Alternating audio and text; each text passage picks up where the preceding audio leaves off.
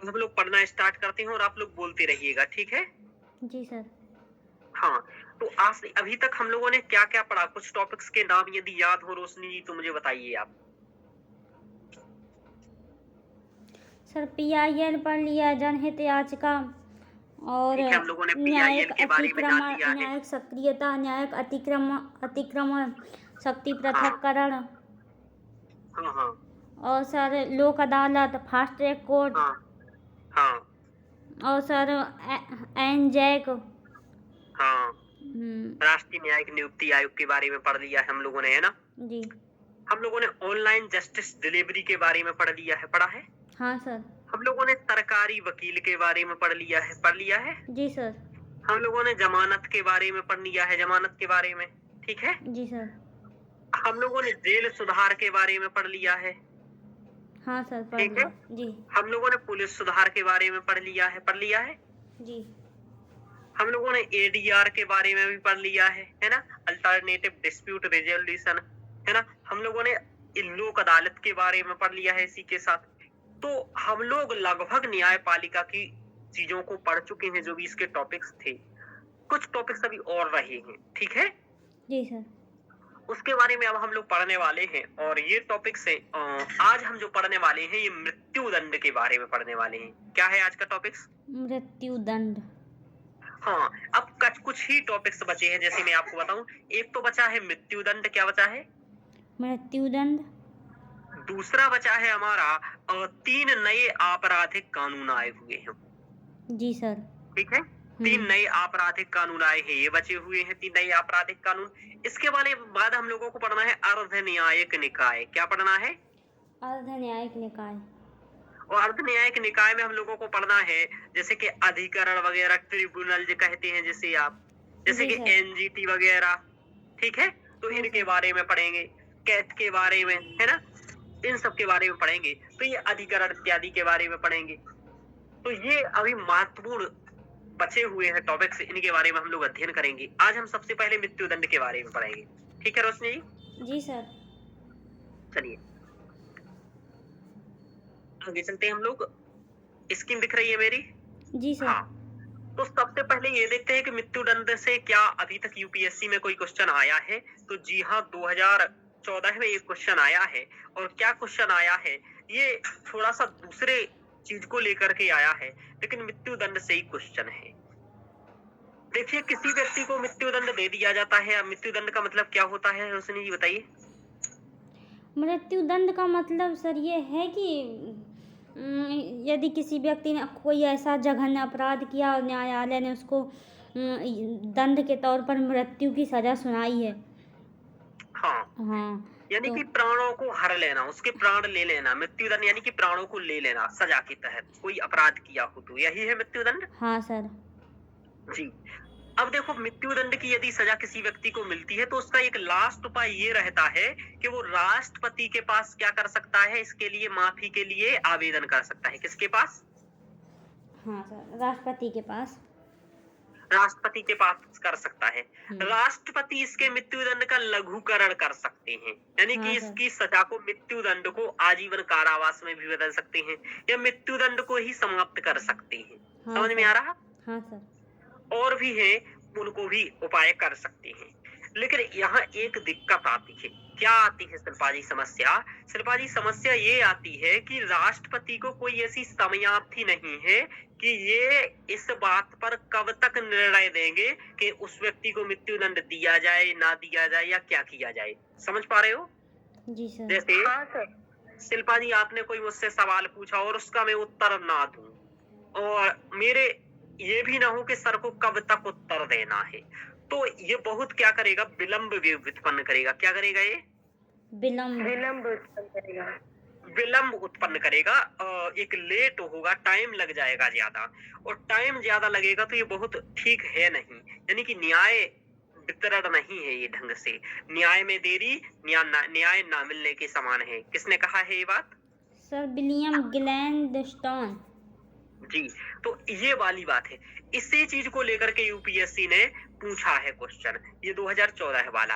अब देखो आप इस क्वेश्चन को पढ़िए और इस क्वेश्चन को समझिए कि क्वेश्चन से क्या पूछना सर चाहते मेरा एक क्वेश्चन था कि जी। जैसे कि किसी को मृत्युदंड दे दिया है और जी। उसने राष्ट्रपति के पास माफी पत्र भेजा है और जी। उसकी जो फांसी की डेट है वो पास नहीं है, तो सर वो राष्ट्रपति के पास उसने माफी पत्र भेजा हुआ है तो उसको मृत्युदंड देंगे या नहीं देंगे? तब तक नहीं मिलेगा जब तक कि वो राष्ट्रपति का कोई निर्णय नहीं आएगा। ओके। ठीक है, यही क्वेश्चन पूछा है। अब इस क्वेश्चन को पढ़ो आप, रोशनी जी पढ़िए। जी सर। हाँ। मृत्युदंडादेश के लघुकरण में राष्ट्रपति के विलंबन के उदाहरण न्याय प्रत्याख्यान यानी कि डिनायल के रूप में लोक वाद विवाद के अधीन आए हैं। क्या राष्ट्रपति द्वारा ऐसी याचिकाओं को स्वीकार करने अस्वीकार करने के लिए एक समय सीमा का विशेष रूप से उल्लेख किया जाना चाहिए? विश्लेषण कीजिए। हाँ, इसका क्वेश्चन समझ में आ गया होगा वैसे पढ़ते ही कि देखिए जो राष्ट्रपति के द्वारा मृत्यु दंड के लागू के आदेशों के जो लघुकरण में राष्ट्रपति विलंब करते हैं उसके उदाहरण देखे गए हैं। इसके कारण न्याय में डिनायल हुआ है, यानी कि न्याय में देरी हुई है और ये लोक विवाद में के समय आए हैं, यानी कि लोगों ने इस पर विवाद किया है, भाई राष्ट्रपति कुछ नहीं कह रहा है, क्या कह रहा है, कर रहा है इस मामले में। तो क्या राष्ट्रपति द्वारा ऐसी याचिकाओं को स्वीकार करना या अस्वीकार करने के लिए एक समय सीमा होनी चाहिए? ये आपसे पूछ रहा है। चूंकि हाँ आप सर। यूपीएससी कर रहे हैं इसलिए आपसे ये बात पूछी जा रही है। 1 मिनट रुकिएगा, कोई आया है, चलिए।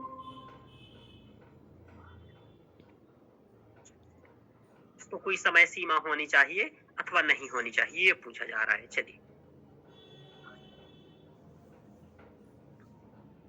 तो ये क्वेश्चन समझ में आया? जी सर। क्या कह रहा है क्वेश्चन रोशनी जी? एक बार क्वेश्चन बताइए क्या कह रहा है।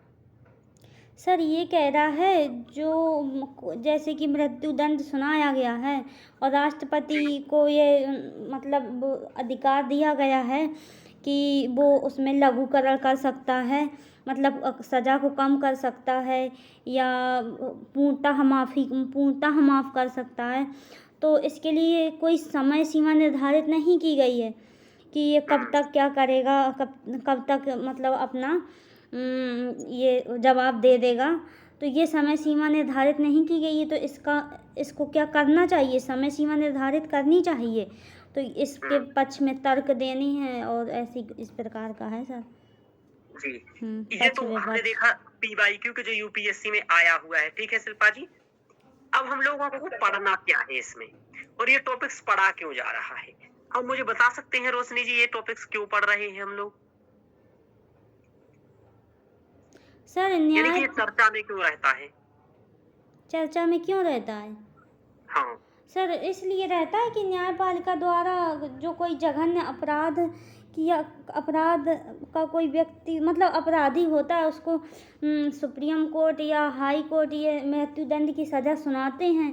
तो सर क्या मृत्युदंड देना चाहिए? क्या मतलब ये तो प्रकृति ने उसको जीवन दिया है, तो हम उसका जीवन क्यों छीनें? तो इस प्रकार ऐसा रहता है कि हमको नहीं है ये अधिकार उनका जीवन छीनने का, तो मृत्युदंड क्यों दें? और भी उसको सुधारने का प्रयास किया जाए और कुछ इस प्रकार की सज़ा दी जाए जिससे कि मतलब उसका जीवन समाप्त ना हो, सुधरे और मतलब सुधार के लिए कुछ ना कुछ किया जाए, इस प्रकार का ऐसा रहता है चर्चा में सर। और अन्य देशों में कुछ जो विकसित राष्ट्र हैं वहाँ पे इसको मतलब यहाँ पे प्रतिबंध है मृत्युदंड। ठीक है। हाँ सर, तो इस वजह से कुछ ऐसा है इसी प्रकार का। राइट। देखिए क्या होता है मैं आपको बताऊं शिल्पा जी कि आज है हमारा लोकतंत्र है। क्या है देश? क्या है हमारा? लोकतंत्र। और लोकतंत्र में लोगों का राज होता है और यदि हम लोगों को ही मृत्युदंड दे रहे हैं यानी कि राज्य के लोगों को मृत्युदंड दे रहे हैं तो कहाँ तक उचित है या कहाँ तक अनुचित है? या यानी कि लोकतांत्रिक देश की दृष्टि से मृत्युदंड कितना उचित है आज के समय में, कितना नहीं। आज हम मानवाधिकारों की बात करते हैं तो मानवाधिकारों की बात कर रहे हैं और क्या हमें मृत्युदंड देना चाहिए आज भी? ठीक है, तो ये प्रश्न आता है। सबसे बड़ा बात ये प्रश्न है यहाँ कि क्या मृत्युदंड उचित है या अनुचित है? समझ में आ रहा? जी सर। समझ में आ रहा?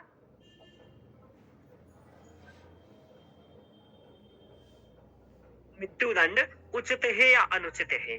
और आगे आगे फिर एक तो सबसे पहले हम ये तो सभी लोग जानते हैं कि मृत्युदंड क्या है, सबको मालूम है आपको कि मृत्युदंड मतलब मार देना जान से। अब बात ये है कि उचित है मृत्युदंड देना या अनुचित है। अब आपको उचित है तो उसके तर्क देने हैं। क्या करने हैं? तर्क देने। यदि आपको लगता है सही है मृत्युदंड देना चाहिए, और यदि लगता है सही नहीं है, तो भी आपको तर्क देना है। और एक और कि दोनों दे करने के बाद आपको ये करना है, यानी कि आपको ये भी करना है कि आप आगे क्या सुझाव देते हैं इसके बारे में, ये भी एक महत्वपूर्ण होगा। तो ये हम लोगों के समय सबसे महत्वपूर्ण चीजें पढ़ना है कि मृत्युदंड उचित है या अनुचित है, और बाद में कुछ सुझाव देंगे। अब मैं एक एक करके आपसे ये पूछता हूँ, तो इसके बारे में मुझे बताइएगा, आपकी क्या राय है शिल्पा जी की मृत्युदंड सही है या गलत है? बताइए। सर अपराधी ऐसे होते हैं इसलिए उनको मृत्युदंड दी जाती है ना सर। इसीलिए सर जो अपराध होते हैं उस हिसाब से तो मृत्युदंड सही भी है। हाँ, तो ये कह रहे हैं कि गंभीर अपराधों के लिए मृत्युदंड आवश्यक है, ठीक है? हाँ सर। यही बात कह रहे हो ना? हाँ सर। हाँ, तो मृत्युदंड ये इनका पक्ष है कि मृत्युदंड देना चाहिए चूंकि गंभीर अपराध हो रहे हैं। और बताइए दूसरा, और तर्क दीजिए दूसरे, और क्यों जरूरी है मृत्युदंड?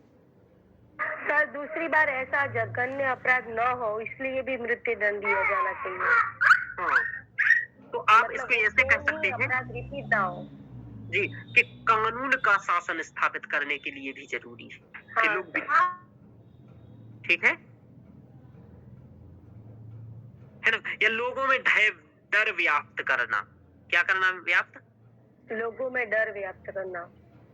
हाँ, करना है ना, यानी कि डर व्याप्त करना गलत कार्यों के प्रति, अपराध के प्रति, ठीक है?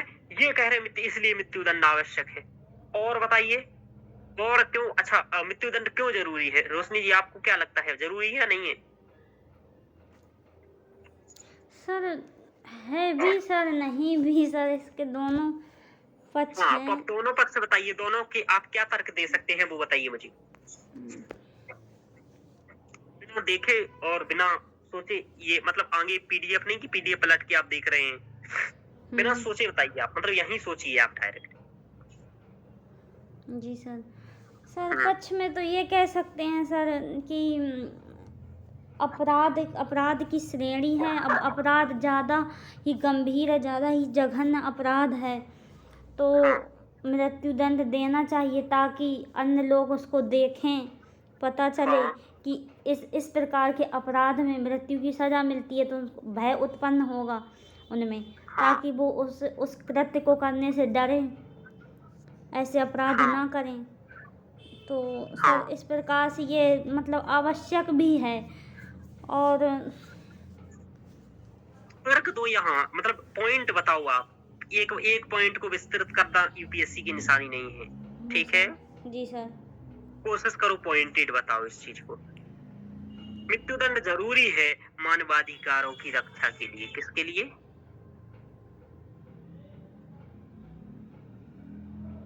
मृत्युदंड होता है तो लोग अपराध नहीं करते हैं, तो दूसरे के मानवाधिकारों की रक्षा होती है। मृत्युदंड है जैसे कि कोई देश के विरुद्ध कर रहा है, तो देश यानी कि आंतरिक सुरक्षा के लिए, या देश की एक आंतरिक सुरक्षा के लिए, किसके लिए जरूरी है बोलो? आंतरिक सुरक्षा है कि नहीं है शिल्पा जी? वरना आतंकवाद को ही बढ़ावा देंगे कि नहीं देंगे? हाँ, और राष्ट्र की एकता व अखंडता को बनाए रखने के लिए जरूरी है कि नहीं है? हाँ सर। सोचो आप लोग और पॉइंट।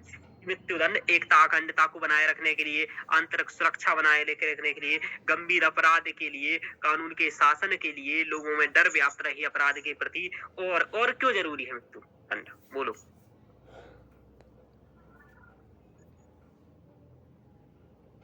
और मृत्युदंड क्यों जरूरी है? मृत्युदंड इसलिए जरूरी है, आपने चाणक्य को पढ़ा था, और चाणक्य कहते थे दंडः शास्त्री प्रजा सर्वे। क्या करते हैं?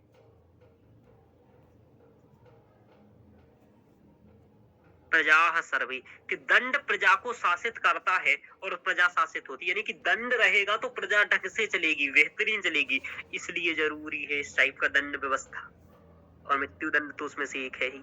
तो ये यानी कि ऐसे कुछ तर्क होते हैं, ठीक है, कि जो मृत्युदंड के वो होते हैं, पक्ष में होते हैं, कि एकता अखंडता को बनाए रखना इसमें सबसे इम्पोर्टेंट है, आंतरिक सुरक्षा को बनाए रखना, गंभीर अपराधों के लिए डर व्याप्त करना, और चूंकि एक बात और भी है, ठीक है, व्यक्ति को न्याय देने के लिए। आप ये क्यों भूल रहे हैं सभी लोग? जैसे मान लीजिए आपके शिल्पा जी किसी दोस्त को किसी ने मार दिया, तो आपको शांति कब मिलेगी बोलो? जिसने उसको मारा उसको जब तक सजा ना मिल जाए तब तक थोड़ी शांति मिलेगी। तो यानी कि व्यक्तिगत न्याय के लिए भी, ठीक है ना, उसको व्यक्तिगत न्याय मिल सके, और इसलिए भी जरूरी है कि न्याय मिल सके, क्योंकि उसका न्याय तो यही है, क्योंकि मर तो गया ही है अब, ठीक है, उसको मिल सके तो ऐसा रहे कि भाई ठीक है, बराबर हो गया मामला। तो ये बराबर मामला करने के लिए जरूरी है। तो ऐसे हम लोगों ने कुछ सोचे कि इसको ठीक है। अच्छा, ये गलत क्यों है मृत्युदंड? अब बताइए मृत्युदंड गलत क्यों है? सुप्रिया तुम बताओगी कुछ? कैसी हो सुप्रिया, ठीक हो? हाँ सर ठीक है। हाँ, क्या हो रहा है? कॉल वगैरह तो उठाना नहीं है आपको, है ना? अरे नहीं सर, वो मैं थोड़ा मतलब मोबाइल लगा था चार्ज पर और काम ही कर रही थी, मैंने देखा नहीं टाइम भी। तो अब आपका काम 1 महीना तो हो गया, काम आपका खत्म हो गया होगा, है ना? सॉरी सर, लेकिन अभी 2 दिन बाकी हैं, मतलब 2 दिन का काम ही है। ठीक है, बाद अब में अपना टाइम फिर निकालूंगी सर।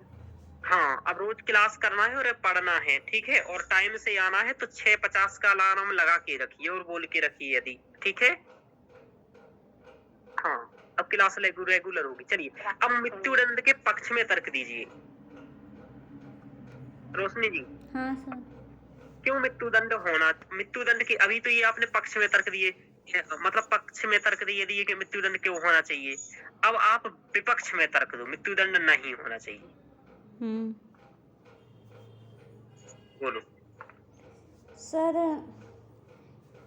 सजा देते हैं ना, फिर भी सर मतलब जो अपराध होने हैं वो तो सर होते ही हैं, मतलब अपराध में तो बढ़ोतरी रहती है सर। ऐसा नहीं है, मतलब ये तर्क नहीं हुआ कोई, ठीक है, ये तो आपकी सोच समझ, मतलब ये आपकी गलत राय है, आप इसको बदलिए शिल्पा जी, है ना, ये आप नहीं कह सकती हो ऐसा। Okay sir. तो ऐसा अपराध यदि मतलब किसी व्यक्ति ने अपराध, हाँ बोलिए, किसी हाँ व्यक्ति ने यदि अपराध किया है तो उसे सुधरने का मतलब मौका देना चाहिए कि आगे वो गलती ना करे। हाँ, ना कि उसे मार देना चाहिए, है ना? यही कह रहे हो ना? उसे मतलब ऐसे मतलब, हाँ सर ये हो सकता है। हाँ, मतलब ये कि उसको मार ना दो, उसको सुधारने का उपाय दो मृत्युदंड के पीछे। यानी इन्होंने कहा कि हमारी दंड व्यवस्था सुधारात्मक लोकतंत्र है हमारा, तो लोकतंत्र में दंड व्यवस्था हमारी क्या होनी चाहिए बोलो? सुधारात्मक होनी चाहिए। सुधारात्मक, हाँ, होनी चाहिए, ना कि दंडात्मक। और एक बात और है कि आंख के बदले आंख दुनिया को अंधा बना देगी। क्या है बोलो? आंख के बदले आंख के बदले आंख क्या करेगी दुनिया को? ये किसने कहा है बोलो? किसका है ये कथन? किसका है? गांधी जी। हाँ, फिर गांधी जी का है। तो यानी कि हम चाहें कि आंख के बदले आंख ले तो ये सबको अंधा बना देगी, तो ये ठीक नहीं है। तीसरा तर्क तो और बताइए तर्क। सर नैतिक मूल्यों के विरुद्ध। हाँ, नैतिक मूल्यों के विरुद्ध है, यानी कि संवैधानिक नैतिकता के विरुद्ध है। किसके विरुद्ध है? किसके विरुद्ध है बोलो? संवैधानिक संवैधानिक नैतिकता के नैतिकता के विरुद्ध, विरुद्ध। जैसे कैसे? कि क्यों? हाँ कैसे? उदाहरण क्या दोगे? आर्टिकल 21 क्या दोगे? आर्टिकल 21 ये तो क्या कहता है? प्राण व दैहिक सुरक्षा की बात करता है। और यहाँ तो प्राण दिए जा रहे हैं, तो आप अपने संविधान के अनुच्छेदों के या कानून के विरुद्ध ही जा रहे हो इस मामले में। तो समझ में आ रहा? तो ये संवैधानिक नैतिकता के खिलाफ है, संवैधानिक मूल्यों के खिलाफ है, आप ऐसा भी कह सकते हो। और मृत्युदंड के पक्ष में तर्क क्या है, विपक्ष में तर्क क्या है? एक तर्क ये भी हो जाता है, बोलो आपको बताऊं, चौथे नंबर का तर्क, कि कई सारे देशों ने मृत्युदंड को बंद कर दिया है। क्या किया है? हाँ सर, बंद कर क्या दिया, किया है? मृत्युदंड को समाप्त कर दिया। मृत्युदंड को बैन कर दिया, बंद कर दिया है, तो हमें भी कर देना चाहिए। ऐसा हो गया मृत्युदंड के विपक्ष में तर्क। और क्या है? और भी कई लोगों, और भी तो इस टाइप से। दूसरा, गांधी जी कहाँ कहते हैं कि सत्य और अहिंसा की बात करते हैं। सत्य और अहिंसा, ये तो हिंसा है, तो असत्य और अहिंसा के विरुद्ध प्रतिकूल, इसलिए हमें इसको बंद कर देना चाहिए। एक और छठवां तर्क है, हम अन्य दंड भी दे सकते हैं इसकी जगह पर। हालांकि ये तो उपाय में आप बता सकते हैं, इसको तो उपाय में बताइएगा। तो इस टाइप से कुछ तर्क इसके विपक्ष में भी हैं। समझ पा रहे हो शिल्पा जी? मृत्युदंड के विपक्ष में और कोई तर्क दे सकते हो क्या? बोलो सुप्रिया, कि मृत्युदंड नहीं होना चाहिए।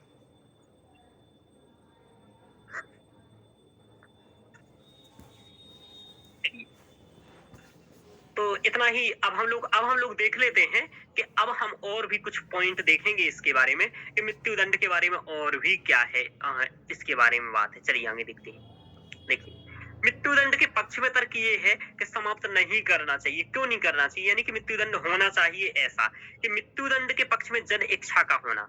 यानी कि एक सर्वे के अनुसार, सर्वे किया गया था शिल्पा जी, और 70% लोगों का ऐसा मानना है कि मृत्युदंड होना चाहिए। समझ में आ रहा? जी सर। कितने परसेंट लोगों का मानना है ये मृत्युदंड होना चाहिए? 70% लोग। भारतीयों का 70% भारतीयों का मानना है कि भाई मृत्युदंड होना चाहिए। ठीक है, ये वाली बात। तो यानी कि जनतंत्र में जन इच्छा का महत्व होता है, लोकतंत्र में तो लोगों की इच्छा है कि भाई हो, तो इसलिए बना रहे। समझ पा रहे हो शिल्पा जी? लेकिन फिर भी एक प्रश्न बना हुआ है, जन इच्छा जो होगी क्या वही सही है? नहीं है ना। जन इच्छा का होना भी सही होना नहीं होता है, ध्यान रखिए। हो सकता है ऐसा अपराधों की पुनरावृत्ति रोकने हेतु, यानी कि कुछ लोगों का मानना है कि अपराध ना हो सके, ये शिल्पा जी ने बोला ही है, जैसे कि भय व्याप्त हो जाए, बलात्कार कर निर्मम हत्या ना करें लोग, जैसे निर्भया कांड वगैरह हुआ था। समझ में आ रहा? तो अपराधों की पुनरावृत्ति ना हो इस प्रकार से। आचार्य चाणक्य का अनुकथन है कि सुदृढ़ दंड व्यवस्था ही सुदृढ़ राष्ट्र का निर्माण करती है। इसलिए यदि हमें सुदृढ़ राष्ट्र का बनाना है तो हमें दंड व्यवस्था बेहतर करनी होगी, दंड मृत्युदंड रखना होगा इस टाइप से। तो दंडः शास्ति प्रजाः सर्वे। ठीक है। एक बात और है कि आनुपातिकता का सिद्धांत न्याय की मांग है। न्याय की मांग ये होती है कि उसने मेरे साथ जैसा किया तो उसके साथ भी वैसा ही हो। होती है कि नहीं होती है शिल्पा जी? जैसे आपको किसी ने सड़क पर चांटा मार दिया बिना गलती के, तो आप भी चांटा मारो, तभी आपकी आत्मा को संतुष्टि मिलेगी। मिलेगी कि नहीं मिलेगी? एक सामान्य नियम है न्याय का। हाँ, तो अपराध की गंभीरता के अनुसार दंड मिलना चाहिए। यदि किसी ने बलात्कार किया है तो मृत्युदंड के काबिल ही है वो, तो उसको मृत्युदंड मिले। निर्मम हत्या का दंड निर्मम हत्या ही होना चाहिए। ये एक समानुपातिकता का सिद्धांत कहता है न्याय में। समझ में आ रहा कि यानी कि न्याय के कई सिद्धांत होते हैं, जिसमें एक आनुपातिकता का सिद्धांत होता है कि निर्मम हत्या का दंड निर्मम हत्या। ठीक है। और ये बात, निर्मम हत्या का मतलब ये कि बहुत तड़फा करके किसी को मारना। समझ में आ रहा? जैसे कि मैं गरम कील करूं, कील जानती हो सुप्रिया? हाँ सर जानती हूँ। हाँ, गरम कील करके आपको हाथ में छुआऊं तो कैसा लगेगा आपको?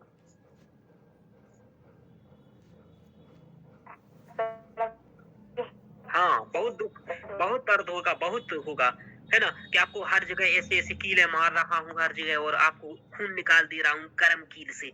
तो आप उससे अच्छा तो था कि आपको कोई सीधे मृत्यु दंड दे दे। समझ में आ रहा है? हाँ डायरेक्ट ही सर। जहर खिला दे। ये सही है। तो ये निर्मम हत्या दिक्कत है। आगे चलिए।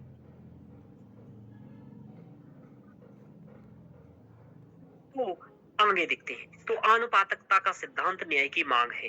राजद्रोह, देशद्रोह, आतंकवादी घटनाएं, ऐसा कोई भी कार्य जिसमें हजारों लोगों की मृत्यु या सार्वजनिक स्थल पर बम विस्फोट रोकने हेतु आवश्यक है। वरना लोग क्या करेंगे? राजद्रोह, देशद्रोह करेंगे, आतंकवादी घटनाएं करेंगे। तो ऐसे जहां हजारों लोगों की मृत्यु है, फिर तो व्यक्ति ऐसा करेगा तो हजारों लोग मरेंगे, और ऐसा किसी ने किया है। और उसको यदि मृत्युदंड नहीं देंगे तो वो आगे भी ऐसे काम कर सकता है, आगे भी ऐसे कामों को बढ़ावा दे सकता है। इसलिए ऐसे लोगों को मृत्युदंड देना जरूरी है। समझ पा रहे हो? हाँ सर। है ना? नहीं तो जी। कुछ लोग बिना उसके मारे जाएंगे। एक की गलती से कई लोग मारे गए और फिर उसको नहीं दिया, दूसरा भी कर सकता है ऐसा। इसलिए तो यानी कि ये मृत्युदंड के पक्ष में तर्क है। एक और तर्क है, आप ऐसे रघुवंश किसी ने पढ़ा होगा तो उसमें पढ़ा होगा यथा अपराध दंडानाम। क्या पढ़ा है?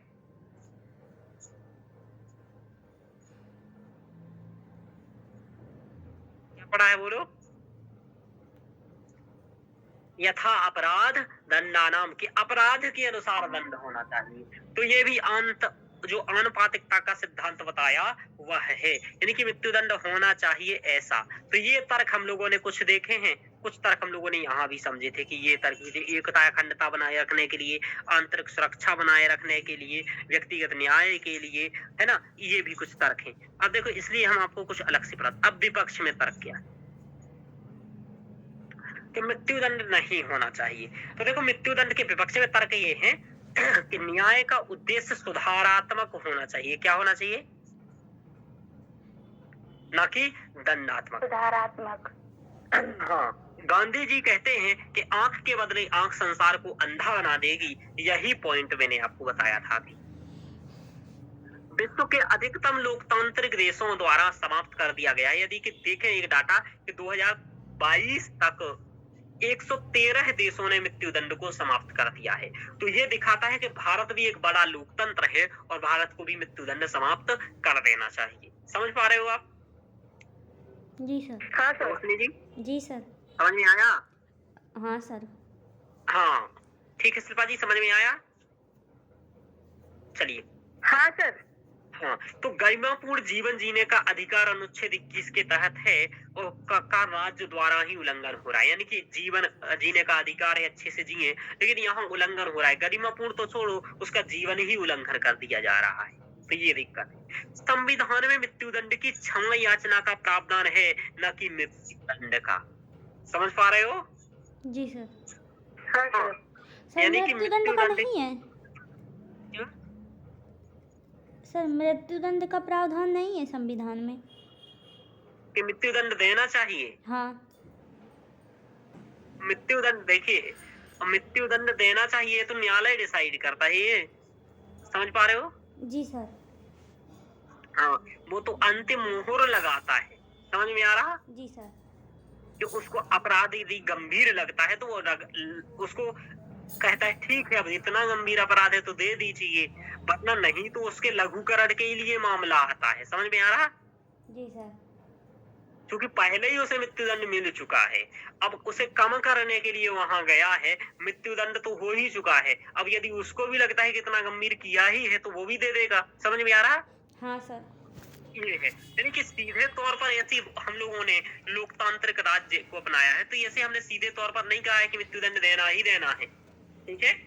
जी सर। चलिए, तो राष्ट्रपति को 72 में, राज्यपाल को 161 में। चलिए, विधि आयोग का भी यही अभिमत है कि आतंकवाद के अलावा सभी मामलों में मृत्युदंड को समाप्त कर देना चाहिए। क्या मामला तो विधि आयोग का भी यही सुझाव है कि आतंकवाद के मामलों में केवल रहे जहां एकता अखंडता की बात है और बाकी सभी जगह पर मृत्युदंड को समाप्त कर दिया जाए। तो जी आपको साहब। देखो क्या करना है, कुछ कुछ तर्क ये दे करके ही बात करना है। जैसे आपने गांधी जी का अनुसार बता दिया, एक आपने ये विश्व में अधिकतम देशों की बात कह दिया, आपने ये कह दिया, अपन अनुच्छेद का उल्लेख कर दिया विधि आयोग का। अब इसमें से आप अपने पॉइंट कहाँ दे रहे हो?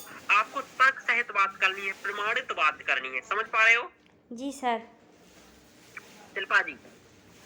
देखो, हाँ सर। सामान्य पॉइंट में और विशेष पॉइंट में ये अंतर होता है कि देखो यहाँ हम लोगों ने सभी सामान्य पॉइंट लिखे थे, व्यक्तिगत न्याय, दंड, शास्ति विजा, एकता, अखंडता, आंतरिक सुरक्षा, कानून का शासन, गंभीर अपराध, लेकिन अपन लोगों ने किसी के नाम कम लिखे हैं। तो यहाँ अपन को क्या सीखना है इस कंटेंट से पढ़ने के बाद? कि कुछ तर्क यदि याद हो, जैसे आंख के बदले आंख हो, 2022 तक 113 देशों ने ये माना कि मृत्युदंड देना है, तो ये तथ्य याद करने हैं। समझ में आ रहा है? ये तथ्य याद करना है कि विधि आयोग का भी मामला है कि आतंकवाद के अलावा सभी को दे दिया जाए। तो समझ पा रहे हो रोशनी जी क्या याद करना है आपको? जी सर। ये थोड़े से तथ्यों को याद करना है, बाकी कंसेप्ट तो आप लोग भी समझ रह ही गए हैं। हाँ आगे सर। चलते हैं।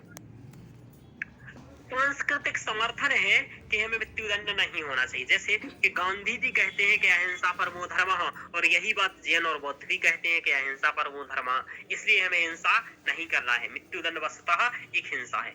वैश्विक संस्थानों ने भी मृत्युदंड समाप्त करने का अनुसमर्थन किया है, यानी कि कई सारी वैश्विक संस्थाएं हैं जो मानवाधिकार का संरक्षण करती हैं, जैसे कि बाल अधिकार पर अभिसमय है, नागरिक एवं राजनीतिक अधिकारों पर अंतरराष्ट्रीय संविदा है।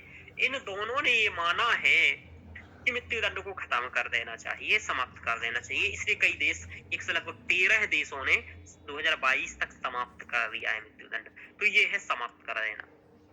तो ये आप लोगों ने पक्ष में तर्क देखे, विपक्ष में तर्क देखे। आपको दोनों, एक पक्ष में कभी कुछ नहीं बोलना है। आपको दोनों चीजों के दोनों पक्ष देखना है, फिर उसमें से फिर आपको एक नया मार्ग निकालना है। समझ पा रहे हो? जी सर। देखो क्या होता है शिल्पा जी, एक पक्ष में झुक जाना या दूसरे पक्ष में झुक जाना, ये कम पढ़े लोगों का कार्य होता है। किसका कार्य हो जाता है बोलो? कम पढ़े लिखे लोगों का काम होता है। ध्यान रखना ये बात, ठीक है? जी सर। जो किसी एक पक्ष में झुके रहते हैं, जो विशेष ज्ञानी होते हैं, वो दोनों पक्षों का आकलन करते हैं और दोनों पक्षों के आधार पर उनमें से जो भी, या तो अति, इन दोनों में से जो अच्छा लगता है उसको करते हैं, या फिर कोई नया सुझाव ढूंढने का प्रयास करते हैं। अब आपको कुछ नया सुझाव देना है। देखो, आप मृत्युदंड से संबंधित कुछ चुनौतियां हैं, तो हम पहले उनको भी देखेंगे, फिर हम इसके उपाय देखेंगे। तो चुनौतियां क्या है कि वस्तुनिष्ठता का अभाव है मृत्युदंड में, यानी कि मामलों की गंभीरता आदि के सुस्पष्ट मानदंड नहीं। आप ये बताओ, जैसे अभी शिल्पा जी आपने ही कहा था कि गंभीर मामला हो तो हमें क्या करना चाहिए? समझ में आ रहा? तो मृत्युदंड दंड देना चाहिए। जी सर। हाँ, लेकिन ये डिसाइड कैसे हो कि गंभीर मामला क्या हो? हाँ समझ सर। पा रहे हो? इसमें एक न्यायाधीश की व्यक्तिगत वो भी हो सकता है। समझ पा रहे हो? हाँ सर। कुछ ऐसा भी हो सकता है। तो मामले की गंभीरता आदि के सुस्पष्ट मानदंड नहीं है। और सर, हाँ, ये भी तो स्पष्ट नहीं है कि इस अपराध में ये मृत्युदंड होगा, ये कहीं भी स्पष्ट नहीं है। हाँ, बस ये है कि जैसे जैसे किसी मर्डर केस है, 302 है, तो उसको आजीवन कारावास या फिर 10 वर्ष या आजीवन 20, ये दिया गया है। बाकी मृत्युदंड कहीं नहीं, किसी भी केस में नहीं दिया गया है कि इसमें मृत्युदंड ही होगी। हाँ, कई सारे मामलों में पर होता है ऐसे कि मतलब कुछ और भी, ऐसा नहीं है कि नहीं नहीं सर, फिर वो सर फिर क्या होता है ना, ये अपराध की श्रेणी, फिर वो जांच परख, यही तो है सर कि अपराध कैसे, इसके मानदंड क्या होंगे, मतलब कैसे निर्धारित करेंगे कितना गंभीर अपराध है, किस प्रकार से ये मतलब केस है, कैसे घटना घटित हुई है, उसी हिसाब से फिर। हाँ, यही दिक्कत आती है। हाँ। देखो, दूसरा है कि प्रक्रियात्मक निष्पक्षता का निर्धारण कैसी हो, कि जैसे हसवंत सिंह बनाम उत्तर प्रदेश बाज में ये बात रही कि उन्होंने कहा कि रियरेस्ट ऑफ रियल मामलों में देना चाहिए। लेकिन बात ये है कि रेयरेस्ट ऑफ रेयर क्या, समझ में आ रहा? हाँ सर। कि रेयरेस्ट ऑफ रेयर क्या, यानी कि कुछ ही मामलों में होना चाहिए जो अति महत्वपूर्ण है। लेकिन ये डिसाइड कैसे होगा कि अति महत्वपूर्ण मामले क्या है या अति गंभीर मामले क्या है? एक मामले में भिन्न भिन्न सजाएं दी गई। जैसे ये वाद आया था तो इस वाद में एक ही केस था, मामला एक ही था, लेकिन एक को फांसी दी गई थी, एक को उम्र कैद दी गई थी, एक को अलग सजा दी गई थी। समझ पा रहे हो? जी सर। तो एक मामले में तीनों को भिन्न भिन्न सजा। अब बात ये है कि तीनों को भिन्न भिन्न सजा केस क्यों? समझ में आ रहा? हाँ सर। तो ये बात का यहाँ प्रक्रियात्मक निष्पक्षता का प्रश्न चिन्ह उठता है। एक होता है अत्यधिक विलंबन होना। तो राष्ट्रपति मृत्युदंड क्षमा कब तक करेंगे इसका कोई सुस्पष्ट नहीं है, और इसी पॉइंट को लेकर के क्वेश्चन पूछ लिया गया है। समझ में आ रहा? जी सर। यूपीएससी में इसी को लेकर के तो ये भी स्पष्टता नहीं है। आपराधिक न्यायिक प्रणाली की चुनौतियां भी है। मृत्युदंड मिले अभियोजक की ओर से निष्पक्ष व पूर्ण तर्क देने का प्रयास करना या नहीं करना। यानी कि देखो, जिस व्यक्ति को मृत्युदंड मिला है, हो सकता है उसे मौका ही ना मिल पाया हो कि वो अपने तर्क रख सके, पक्ष रख सके। समझ पा रहे हो? जी सर। जैसे सीधा साधा मैं बताता हूँ।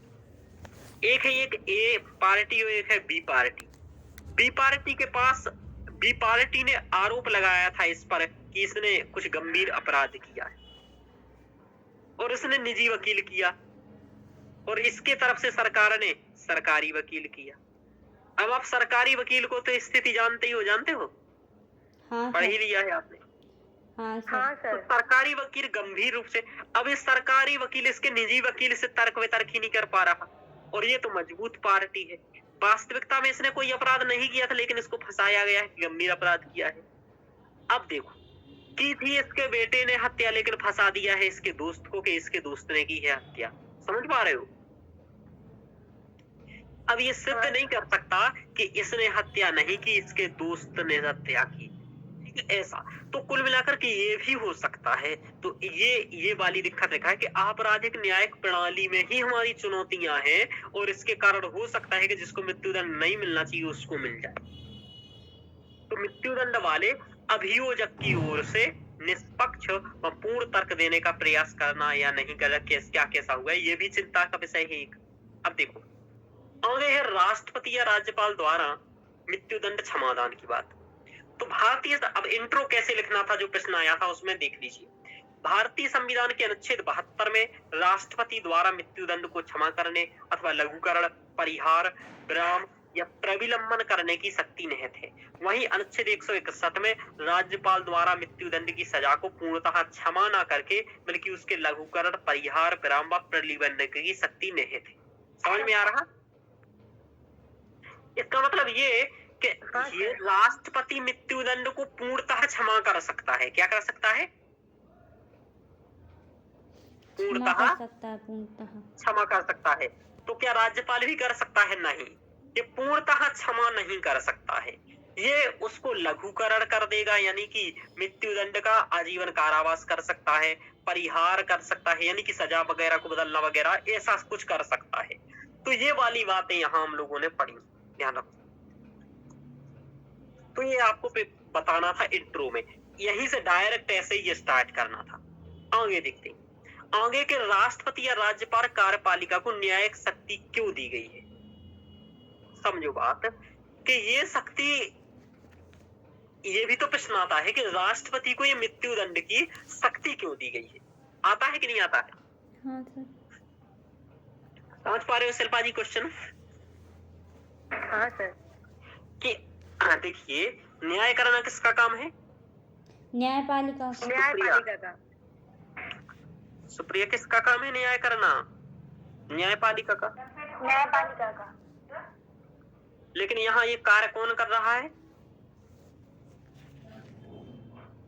बोलो, ये कार्य कौन कर रहा है रोशनी?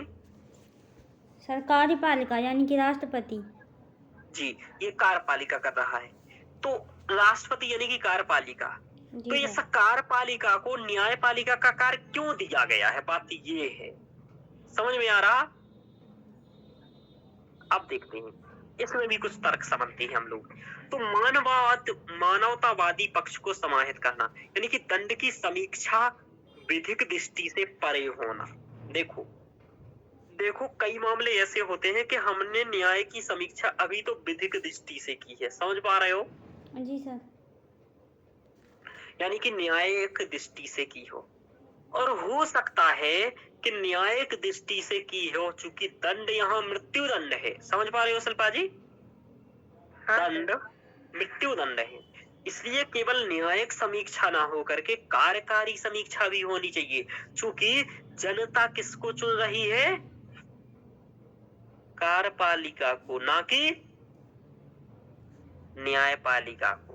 यानी कि जनता द्वारा न्याय है, तो ये न्यायिक, ये इसलिए इसको ऐसा रखा है कि भाई गंभीर मामला है मृत्यु दंड देना राज्य के द्वारा, और राज्य के द्वारा यदि लोकतंत्र में मृत्यु दंड मिल रहा है तो उसमें लोगों का समर्थन हो। समझ पा रहे हो जी सर। शिल्पा जी? तो सर। चूंकि राष्ट्रपति को हम लोग चुनते हैं कि नहीं चुनते हैं अप्रत्यक्ष रूप से, तो ये दिखाता है कि दंड की समीक्षा विधिक दृष्टि से परे हो, कार्यात्मक परीक्षा भी हो, और जिससे कि हम मृत्यु दंड को गलत तरीके से ना दे पाए, यानी कि किसी को गलत मृत्यु दंड ना मिल पाए। समझ पा रहे हो? आपको समझ में आया ये तर्क रोशनी जी? जी सर। हाँ, और देखो, राज्य के संवैधानिक सर्वोच्च पद की गरिमा एवं जनतंत्र का प्रतिनिधित्व, यानी कि जनतंत्र की सोच राष्ट्रपति की सोच है भाई। राज्य के संवैधानिक सर्वोच्च पद की गरिमा है भाई, उसके द्वारा क्या भी उसका समर्थन होना चाहिए, और वो चूंकि जनतंत्र का प्रतिनिधित्व कर रहा है, इसलिए उसका भी उस मामले में चूंकि मृत्यु को छीनने का कार्य कर रहा है राज्य, इसलिए वो है, ध्यान रखिएगा, किसी के प्राण छीन रहा है, ये है। दूसरा, न्यायिक चूक या संदिग्ध दोष सिद्धि की समीक्षा। जैसे मान लो न्यायिक चूक हो जाती है किसी कारण, या जो दोष सिद्धि हुई है वो संदिग्ध है, किसी को संदेह है उस पर, उस व्यक्ति को है, तो इससे प्रक्रियात्मक त्रुटि हो सकती है, जैसे निष्पक्षता व तटस्थता का मुद्दा हो सकता है, झूठे साक्ष्य भी हो सकते हैं। स्वराज विधिक सहायता, यानी कि स्वराज विधिक सहायता यानी कि स्वयं की विधिक सहायता कर लिया भाई, निजी विधिक सहायता करके ऐसा कुछ करवा दिया हो, तो कुल मिला करके ये सब ना हो पाए, इसलिए इसकी एक कार्यपालिका द्वारा भी समीक्षा हो जाए तो ज्यादा ठीक है। समझ पा रहे हो? जी सर। हाँ, और आगे देखते हैं। और आगे ये है कि गंभीर व उच्चतम दंड की दोहरी समीक्षा होती है, तो ये पारदर्शिता और सुस्पष्टता को लाता है।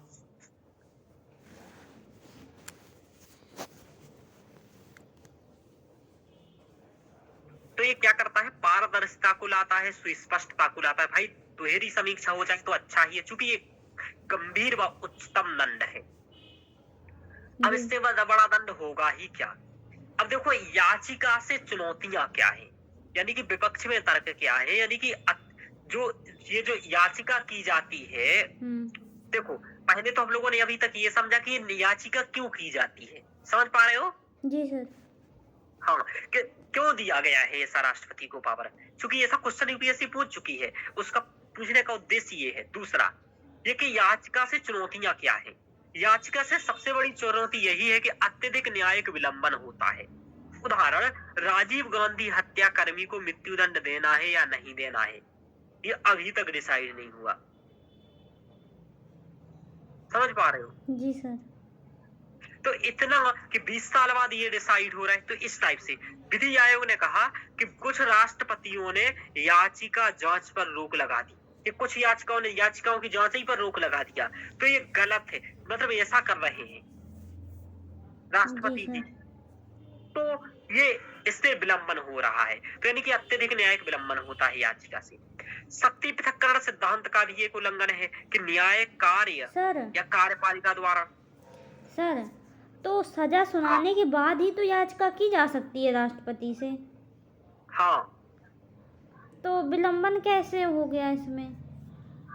अरे वो राष्ट्रपति कुछ कर ही नहीं रहा है ना। हाँ ना तो वो हाँ कह रहा है, समझ में आ रहा, हाँ सर। और ना ही ना कह रहा है। तो जब तक वो हाँ या ना नहीं कहेगा तब तक उसको सजा नहीं दे पाएगी, क्योंकि याचिका कर दी है उसके हाँ राष्ट्रपति सर, के आ सामने गया। अंतिम। जी सर, आ गया। हाँ, यदि न्यायपालिका दे देगी सजा और मृत्युदंड दे देगी तो ये तो राष्ट्रपति की ही अवमानना हो जाएगी, समझ पा रहे हो? हाँ सर। हाँ, तो कार्यपालिका के पास न्यायिक विशेषज्ञ, ये बता रहा हूँ, ये शक्ति पृथक्करण के सिद्धांत के विरुद्ध भी है, क्योंकि न्यायिक कार्य न्यायपालिका को करना चाहिए, लेकिन यहाँ कार्यपालिका द्वारा किया जा रहा है, इसलिए ठीक नहीं है। कार्यपालिका के पास न्यायिक विशेषज्ञता का अभाव है। क्या है? न्यायिक विशेषज्ञता का अभाव। हाँ, क्या राष्ट्रपति ये कर सकता है? अपराध की गंभीरता को, अपराध की परिस्थिति को, इतनी विशेषज्ञता नहीं है किसके पास, कार्यपालिका के पास। तो ये तो केवल एक मत डिले कराने का उपाय बन गया है। यानी कि राष्ट्रपति, ऐसा भी क्वेश्चन बन सकता है आपसे कि मृत्युदंड आदेशों को लघुकरण करना। आवाज आ रही है सर? आ रही आ है। रही है, आ रही है सर, आ रही है। अभी आ रही है? जी सर। हाँ सर, आ रही है। सुप्रिया, सर आवाज नहीं आ रही है।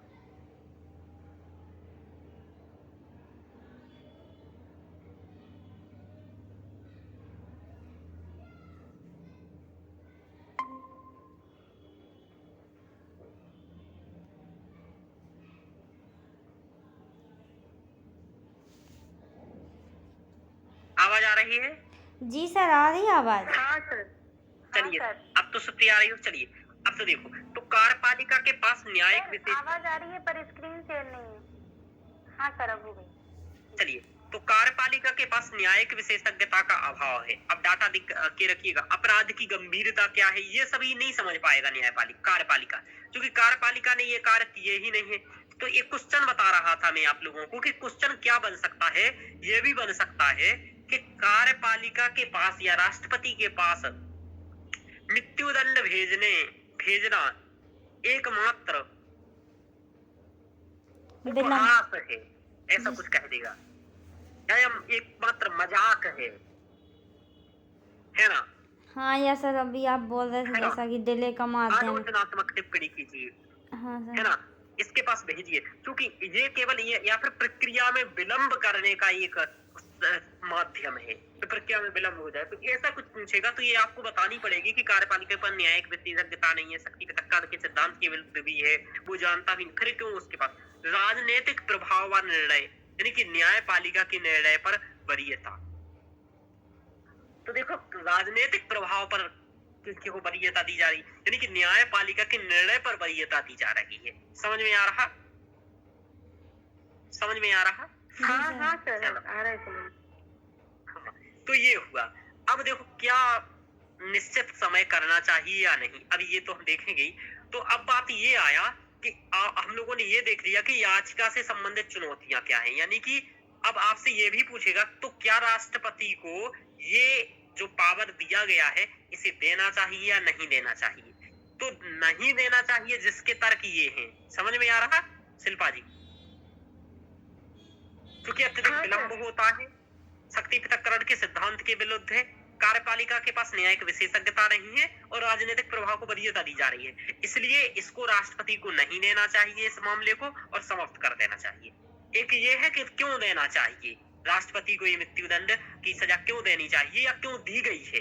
तो उसके तर्क ये हैं कि मानवाधिकारों के पक्ष में हो सके, राज्य को संवैधानिक सर्वोच्च पद है राष्ट्रपति का, न्यायिक चूक या संदिग्ध दोष सिद्धि के संदर्भ में, गंभीर अपराध की दोहरी समीक्षा हेतु। तो आपको आज ये क्लियर हो गया होगा रोशनी जी कि मृत्युदंड की शक्ति राष्ट्रपति को क्यों दी गई है। हाँ सर। हुआ? जी सर। तो ऐसा पढ़ा था कभी आपने? नहीं सर। हाँ, तो ऐसा पढ़ाते ही नहीं है ना, इसलिए तो दिक्कत है हमारे साथ कि क्यों दिया गया है। कोई शक्ति यदि दी गई है तो उसके पीछे निहित कारण क्या है वो आपको जानना है। यूपीएससी पीछे वाली बात पूछती है, शक्ति क्या दी गई है उससे पहले ये पूछा है वो शक्ति दी क्यों गई है। समझ पा रहे हो शिल्पा हाँ जी? सर। हाँ हाँ सर। हाँ, कि जैसे व्यक्ति को दिखता है कि केवल इसको सफलता मिल गई है, उसको सफलता मिली कैसे है, यानी कि किस सफलता के पीछे संघर्ष क्या है वो इम्पोर्टेंट है, ध्यान रखो। तो यहाँ याचिका के संदर्भ अब बात आया कि क्या हमें जो ये याचिका है इसका समय निश्चित करना चाहिए या नहीं करना चाहिए। बोलिए आप शिल्पा जी, करना चाहिए निश्चित या नहीं करना चाहिए? सर निश्चित करना चाहिए। हाँ, रोशनी जी ने क्या करना चाहिए बोलो? हाँ सर, करना चाहिए निश्चित। अब पर कैसे करना है ये पक्ष, ये तर्क देने हैं। हाँ, अब लेकिन इसके दोनों, अब आप लोगों ने एक पक्ष में बोल दिया है, आपको दोनों कहना है कि हाँ, करना भी चाहिए और नहीं भी करना चाहिए। क्या? जी सर। हाँ, अब आप लोग इतना दिमाग दौड़ाओ, इतना दिमाग दौड़ाना सीखो कि कैसे आप ये सोच सको कि क्यों निश्चित करना चाहिए और क्यों निश्चित नहीं करना चाहिए। ठीक है? जी सर। तो निश्चित कर देना, क्यों कर देना, निश्चित कर देना चाहिए, इसके तो आप तर्क दे पाएंगे। जी ठीक है ना? जी सर। क्यों दे पाएंगे बोलो? निश्चित करना चाहिए, क्यों करना चाहिए निश्चित बोलो आप? क्यों निश्चित करना चाहिए? हाँ, निश्चित क्यों करना चाहिए एक समय सीमा? बोलो पक्ष। सर, जिसने अपराध किया, जिसको ये दंड मिला है, वो बहुत समय तक ऐसे ना घूमे बाहर, उसको दंड मिले जल्द से जल्द, डिले ना हो। हाँ, और क्या सर, ये हो जाएगा। हाँ, इससे तो समाज शीघ्र न्याय हेतु के किस लिए? शीघ्र न्याय हेतु। और सर, इससे विश्वास भी उत्पन्न होगा न्यायपालिका पर। हाँ, ठीक है। शीघ्र न्याय हेतु ये आवश्यक है, क्योंकि विलियम ग्लैडस्टोन का कथन देकर के ये पॉइंट आप समर्थन करिएगा, क्योंकि न्याय में विलंबन न्याय से वंचित करना है, इसलिए शीघ्र न्याय हेतु जो आवश्यक है कि उस निश्चित समय सीमा करना चाहिए। सही है शिल्पा जी तर्क? हाँ, तो ये आपको देना है। एक ये है शीघ्र न्याय हो गया मानवाधिकारों की रक्षा हेतु। हाँ सर। कि मानव के अधिकारों की रक्षा हो सके, वो परेशान हो रहा है, गरिमापूर्ण जीवन तब तक जी थोड़ी ना पाएगा। जी सर। तब तक तो और वो सर, डर-डर के न्यायपालिका जी में विश्वास प्राप्त करने हेतु, विश्वास तो हेतु। न्यायिक विश्वसनीयता हाँ सुनिश्चित हो सके, इसलिए जी सर। निश्चित कर देना चाहिए। एक ये हो रहा है कि फालतू का डिनायल हो रहा है, शीघ्र है ना, तो न्याय के डिनायल हो रहा है,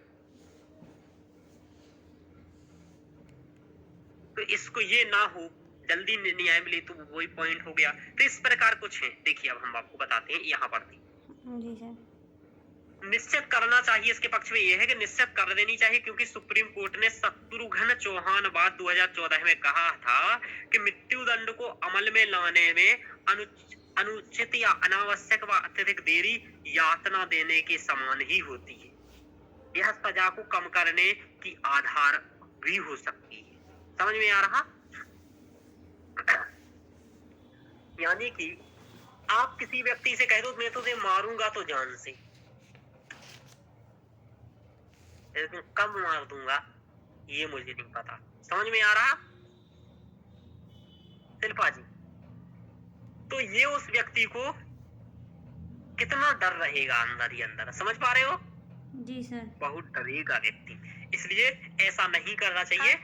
हाँ, तो ये सुप्रीम कोर्ट ने जो कहा कि भाई ऐसा नहीं करना चाहिए, अनुचित तो अनावश्यक देरी, तो आपको ये केस याद रखना है। अब देखो हम लोग पॉइंट बता रहे थे वहां, लेकिन क्या आपको केस बता रहे थे? नहीं सर। अब आपको इसको केस को याद रखना है, और जो केस को पेपर तक याद रखेगा वो क्या करेगा, बाजी मारेगा पेपर में। बाकी सामान्य पॉइंट तो बिना पढ़े भी पेपर में आ जाएंगे, आप समझ लीजिए हो एक बार अच्छे से टॉपिक्स को। तो अब आपको क्या करना है कि कुछ कुछ चीजें याद करना है हर टॉपिक्स के बारे में। जो करेगा ये फैक्ट तथ्य याद, वो ही कर पाएगा, और जो जितना रिवीजन करेगा वो उतना कर पाएगा। तो ये आपको जानना है कि आप कितना रिवीजन करते हैं, ठीक है? जी सर।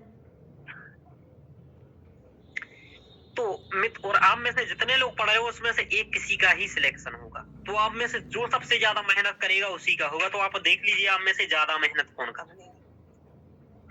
ठीक है, और इसमें सर भी शामिल है, ये बात ध्यान रखिए। हाँ सर। हाँ, तो ये ध्यान रखिएगा। चलिए, तो ये आप लोगों को मेरे से कंपटीशन करना है, ध्यान रखो। तो आगे चलते हैं। तो शत्रुघ्न चौहान बात 2014 का है, इसमें कहा कि भाई ज्यादा फालतू अनुचित न्याय नहीं करना चाहिए, और यदि हम ज्यादा करते हैं तो कोई व्यक्ति का ये आधार हो सकता है कि भाई चूंकि इतना परेशान इसने हमें किया है और इसलिए हमारी सजा कम की जाए। समझ पा रहे हो? हाँ। हाँ सर। समय का विलंबन अन्य समस्याएं उत्पन्न करेगा, जैसे व्यक्ति को पीड़ा, परिवारजनों को पीड़ा, न्यायिक विलंबन, ये सब करेगा, इसलिए दे देना चाहिए, समय निश्चित कर देना चाहिए, ऐसा है। और भी ये है कि ये मानवाधिकारों कार्यों की सुरक्षा, न्यायिक विश्वसनीयता, शीघ्र न्याय, इसलिए निश्चित कर देना चाहिए। निश्चित नहीं करना चाहिए, ऐसा विपक्ष में। शीघ्रता में निर्णय से त्रुटि की संभावना है, यदि जल्दी जल्दी राष्ट्रपति करेगा और चूंकि वो वैसे ही नहीं जानता है। समझ पा रहे हो? हाँ सर। राष्ट्रपति न्यायिक विशेषज्ञ थोड़ी ना है कि इतना जल्दी कर देगा। समझ पा रहे हो? हाँ सर। इसलिए शीघ्रता से निर्णय लेगा तो त्रुटि भी हो सकती है, कि मान लो हो सकता था कि अच्छे से विचार करते उसके केस पर तो उसको मृत्युदंड ना मिलता, लेकिन शीघ्रता में दे दिया। समझ पा रहे हो? जी सर। तो ये भी, लेकिन आपको बताऊं ये सब जबरदस्ती के पॉइंट है, ठीक है? हाँ सर। अब कुछ ना कुछ तो लिखना ही है विपक्ष में। समझ पा रहे हो जी शिल्पा सर। जी? हाँ सर। कौन सा राष्ट्रपति पढ़ेगा ही फाइल? पढ़ भी नहीं पाएगा। आपको लगता है पढ़ पाएगा? कैसे नहीं पढ़ पाएगा? और तो छोड़ दो। राष्ट्रपति के अन्य विधिक कर्तव्य या व्यापक कार्य होते हैं तो उसको विलंबन होगा, यानी कि आप भाई राष्ट्रपति के अन्य विधिक कार्य कर्तव्य होते हैं और ऐसा डिनाइल कर दोगे वो लोग, जैसे कि आपने मान लीजिए 30 दिन कर दिया और 30 दिन वो दूसरे कार्य करता रहा, तो व्यक्ति को न्याय कैसे मिल पाएगा? तो ये तो आप अतिरिक्त कार्य दबाव कर रहे हो राष्ट्रपति के ऊपर। कर रहे हो कि नहीं कर रहे हो, बताइए? हाँ सर। हाँ, तो ये वाली बात है। तो ये राष्ट्रपति के अन्य विधिक कर्तव्य व व्यापक कार्य भी है। हो सकता है कि व्यवहारिकता में मृत्युदंड की निश्चित अवधि समाज व प्रशासन के अनुकूल ना हो। समझो बात। मान लो एक धार्मिक व्यक्ति है, समझ में आ रहा? समझ में आ रहा? हाँ सर। समझ में आ रहा मेरी जी बात? सर। सुन रही? हाँ। हाँ सर। धार्मिक व्यक्ति, जैसे कि मैं धार्मिक व्यक्ति ये है, और एक का मतलब मैं आपको बता देता हूँ, जैसे आसाराम बापू का ही नाम ले लीजिए, आसाराम का नाम ले लो, क्या ही कोई कर लेगा। आसाराम का नाम ले लीजिए, मान लो ये है। अब इन पर मान लीजिए व्यक्ति है, ये इसको कई लोग मानते हैं भगवान आज भी, ठीक है? ये बात हाँ आप लोग सर। जान लो।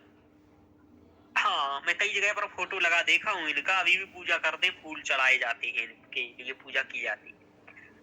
अब देखो 2024 का चुनाव है, मान लो चुनाव से एक महीने, ये कहा गया अभी, जैसे मान लो अभी हुआ, इनको 2 महीने के अंदर सजा देना है। 2 महीने का मतलब है कि चुनाव के पहले सजा देनी है। जी सर। समझ में आ रहा शिल्पा जी? हाँ सर। कि चुनाव के पहले सजा देनी है। अब देखो ये एक धार्मिक व्यक्ति है, चुनाव के पहले सजा देनी है। राष्ट्रपति ने भी यही में पाया कि सच में तो इस व्यक्ति को सजा मिलनी चाहिए। अब देखो यदि राष्ट्रपति इसको सजा देता है तो पार्टी के वोट कटेंगे। किसके वोट कटेंगे बोलो?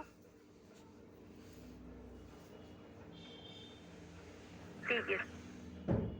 पार्टी के, क्योंकि राष्ट्रपति जो होता है ना, वो उसी पार्टी का होता है जो सत्ता में होती है। समझ में आ रहा? हाँ सर। हाँ सर। ये भले परोक्ष रूप से होता है, प्रत्यक्ष से नहीं होता है। जैसे कि बीजेपी है तो बीजेपी का ही राष्ट्रपति है वर्तमान में, आप ऐसा मान के चलिए, वो बीजेपी के विरुद्ध नहीं बोल पाएगा, ये ध्यान रखिएगा आप। तो अब मान लीजिए बीजेपी का है तो क्या वो आसाराम को छोड़ देगा? बोलो, सजा देगा या नहीं देगा? तो यानी कि तो भाई इसको तो मृत्युदंड नहीं देगा। नहीं देगा कि नहीं देगा? क्योंकि इसको यदि मृत्युदंड दे दिया तो वोट कट जाएगा, क्योंकि जो इनके भक्त हैं वो वोट नहीं देंगे बीजेपी को। देंगे क्या बोलो? नहीं सर। ये इस दिन के जो भक्त हैं वो बीजेपी को वोट फिर नहीं देंगे, क्योंकि तुमने हमारे गुरु को ही निपटा दिया है, तो क्यों दे वोट? और यदि इनको मृत्युदंड दे दिया तो मृत्युदंड दे दिया तो वोट नहीं मिलेगा। यदि इनको मृत्युदंड नहीं दिया तो वस्तुतः ये न्याय करना हुआ क्या? नहीं हुआ सर। हाँ, तो न्याय करना भी नहीं हुआ। तो यानी कि इस समय इस मामले को यदि आगे ही बढ़ा दिया जाता तो ये आगे बढ़ाना ही सबसे अच्छा विकल्प था। बोलो, था कि नहीं था? हाँ सर। क्यों शिल्पा जी? इस समय यदि इस मामले को आगे ही टाल दिया जाए तो अच्छा था कि नहीं था? क्योंकि इसको यदि सजा देते हैं, मृत्युदंड दे देते हैं तो पार्टी का नुकसान हो जाएगा, जो कि वो कर नहीं पाएगा राष्ट्रपति, पार्टी का नुकसान। और यदि इसको सजा नहीं देते हैं तो भी गलत हो गया। तो यहाँ कोई भी निर्णय नहीं ले सकता है। तो ऐसे मामले में यही सबसे अच्छा निर्णय है कि इस चीज को आगे टाल दिया जाए। लेकिन आगे टालने का विकल्प ही खत्म कर दें हम तो उसको इन दोनों में से एक कोई करना पड़ेगा और ये न्याय ना होकर के अन्याय हो जाएगा। हो जाएगा? जी सर। होगा कि नहीं होगा शिल्पा जी? ये केस स्टडी है, आपको बताऊं क्या है बोलो? Case study. तो केस स्टडी है एक टाइप की, ये इस टाइप का भी मामला हो सकता है। तो ये व्यवहारिकता में हो सकता है। कि व्यवहारिकता में कभी कभी ऐसी परिस्थिति बन जाती है कि हम कुछ नहीं कर सकते हैं। उस समय ये होता है कि चुप रहना ही बेहतर विकल्प है। और इसलिए निबंध पूछा गया 2022 में कि हर असमंजस के लिए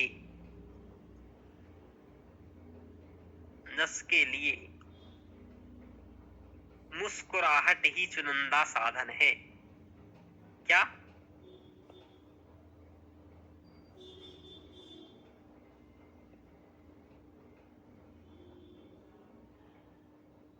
यूपीएससी का निबंध है, देख रहे हो रोशनी? जी शिल्पा सर। जी, कि हर असमंजस के लिए मुस्कुराहट ही चुनिंदा साधन है। तो यहाँ मुस्कुराते रहता यदि राष्ट्रपति और आगे बढ़ा देता तो आगे निकल जाता है ऐसा मामला। देखिए ऐसे मामलों को लिखते हुए अपन एक केस स्टडी स्टार्ट कर सकते, मतलब इस टाइप का मुद्दा लिखते हुए भी आप निबंध स्टार्ट कर सकते हो। समझ पा रहे हो? हाँ सर। और यदि आपने ऐसा लिख दिया तो आप जान के रखिए ऐसे निबंध में आपको मतलब 150 नंबर का निबंध हो, 250 नंबर का जो निबंध होते हैं दो, 125 नंबर का एक निबंध होता है। आप ये जान करके रख लीजिए 125 में आपको 80 नंबर 85 नंबर दे देगा। तो सोचिएगा यार क्या अद्भुत स्टडी सोचा है। समझ पा रहे हो? जी सर। हाँ, लेकिन ऐसा कुछ सोच पाना अजीबोगरीब बहुत मुश्किल होता है वहां। मतलब यदि लेकिन सोच सकते हो ऐसा अजीबोगरीब चीज, वो कहेगा अरे बाप रे क्या सोचा है। समझ पा रहे हो? हाँ सर। लेकिन वहां आसाराम का नाम ना लिख करके मिस्टर ए कहिएगा, है ना? ये कह दीजिएगा ऐसा कि इनको फांसी की इनको सजा मिली है, मिस्टर ए को फांसी की सजा मिलती है। चलिए आगे चलते।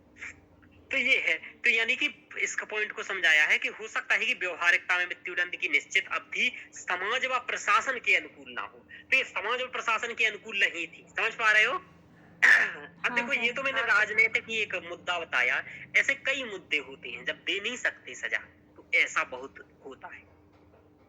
तो मृत्युदंड से राजनीतिक हित यानी कि चुनाव पर विपरीत भी प्रभाव पड़ सकते हैं। पड़ सकते हैं कि नहीं पड़ सकते हैं? क्योंकि किसी एक व्यक्ति के पक्ष में, जैसे मान लीजिए कोई भी कैसे ही काम कर लिया जाए, कुछ लोग उसके पक्ष में होते हैं, कुछ विपक्ष में होते हैं, तो विपक्ष का लाभ नहीं मिलेगा। जैसे किसी को मृत्युदंड भी दो तो भी कुछ लोग कहते हैं नहीं यार मृत्युदंड नहीं देना चाहिए। जैसे कि आप देखो 70% लोगों ने ये माना कि मृत्युदंड देना चाहिए, इसका मतलब 30% ने क्या माना बोलो? कि देना चाहिए मृत्युदंड, कि नहीं देना चाहिए। समझ पा रहे हो? नहीं सर, 70% ने माना कि देना चाहिए, मृत्युदंड देना है। हाँ जी, ठीक है। तो 30% का 30% मानना ने है कि ये नहीं भी तो देना माना कि चाहिए। नहीं देना चाहिए। जी सर। बोलिए। तो 30% का ये भी मानना है कि भाई नहीं देना चाहिए, तब तो नहीं माना कि देना चाहिए। तो ये वाली बात है कि फिर ये दिक्कत करेगा, ये तो विपरीत प्रभाव पड़ेगा ना यदि दे दिए तो। कार्यकारी विवेकाधिकार ना होकर कार्यकारी अनिवार्यता हो जाएगी।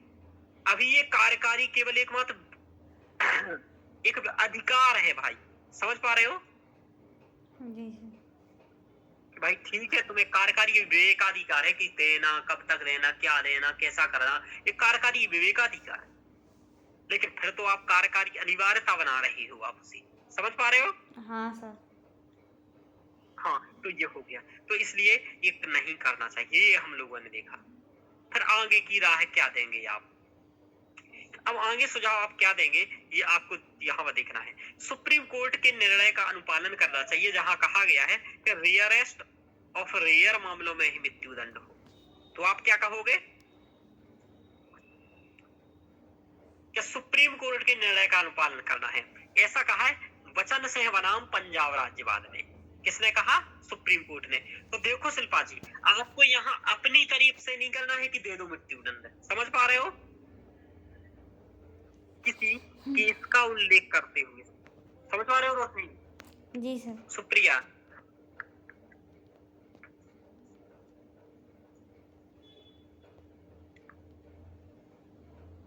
किसी केस का उल्लेख करते हुए ये बात कहनी है। हाँ सर, मतलब करके देना है सर कि इस मतलब इसके अनुसार इसने ये कहा है, अपन को अपनी तरफ से नहीं कहना है कुछ।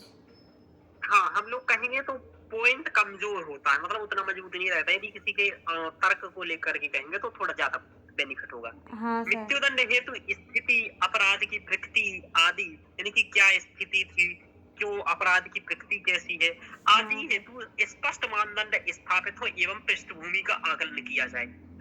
ऐसा माछी सिंह बनाम पंजाब राज्यवाद में कहा कि मतलब उसकी पृष्ठभूमि भी देखनी चाहिए कि कैसी स्थिति थी, अपराध की प्रकृति क्या थी, उसकी पृष्ठभूमि भी कैसी रही है, क्या उसने पहले भी ऐसे कुछ कांड किए हैं तो ये किया, या फिर गलती से ऐसा हो गया, समझ पा रहे हो? हाँ सर। कभी कभी क्या होता है कि कोई मान लो होली ही खेल रहा है, समझ पा रहे हो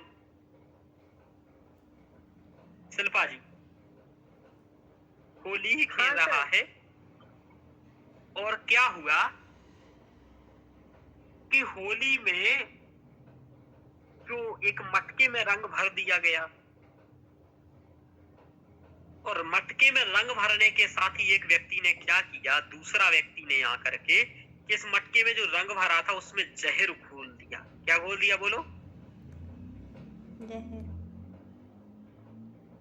और जहर ऐसा घोला कि यदि थोड़ा सा भी शरीर पर पड़ जाए तो शरीर सड़ जाए 5 मिनट के अंदर, और उसको बहुत तड़फन और मर जाए, इतना तड़फन, ऐसा कोई जहर घोल दिया। और उस व्यक्ति को तो पता नहीं था जिसने वो मटके दूसरे पर को डाला है, ये तो कोई तीसरा करके बीच में चला गया था, उस रंग में डाल गया था।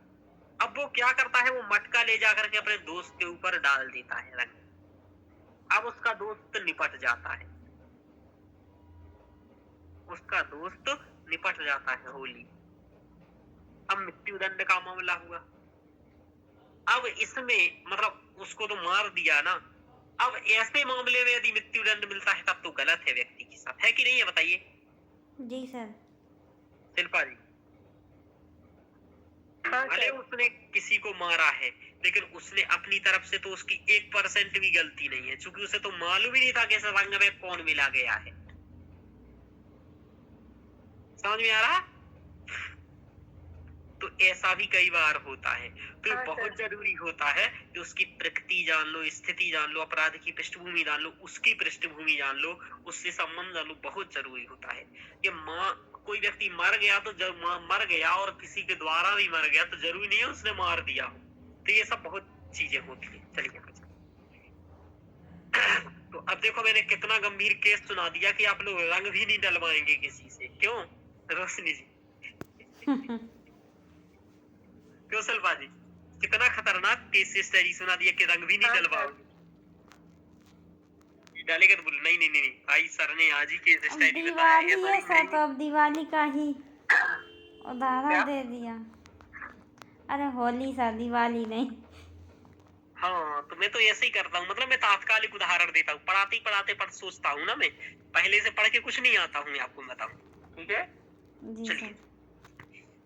ऐसा भी नहीं है पहले जीवन में कभी नहीं पढ़ा होता है, पढ़ा होता है 5-7 दिन पहले पढ़ा होता है, ऐसे पढ़ लेते हैं, तैयार कर किए रहते हैं टॉपिक्स, और जो रटने वाली चीजें हैं वो तो आपके सामने ही लिखी रहती होती हैं, तो वो रटने की जरूरत होती नहीं है ज्यादातर। चलिए, तो वचन से बना पंजाब राज्य में कहा, माछी से बाद में ये कहा कि भाई अपराध की प्रकृति वगैरह देख लेनी चाहिए। आगे देखते हैं।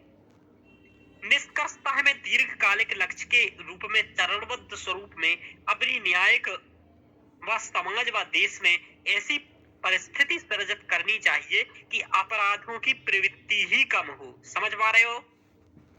जी सर। क्या करना चाहिए शिल्पा जी, की हमारे देश में अपराधों की प्रवृत्ति ही क्या हो? कम हो, अपराध ही कम हो। हाँ, और अपराध की प्रवृत्ति ही कम हो, जिससे मृत्युदंड की ही आवश्यकता ना पड़े। समझ पा रहे हो शिल्पा जी? कि हम अपने यहाँ ऐसी प्रणाली सृजित कर दें कि हमारे यहाँ मृत्युदंड की आवश्यकता ही ना पड़े। अपराधी कोई नहीं करेगा तो क्यों पड़ेगा? हालांकि अल्पकालिक समय में वर्तमान में वचन संहिवाद, माछी संहिवाद में कहे गए न्यायिक निर्णयों का अनुपालन उपलब्ध मार्गों में श्रेष्ठ होगा। समझ में आ रहा? जी सर। तो कैसा लगा निष्कर्ष आपको?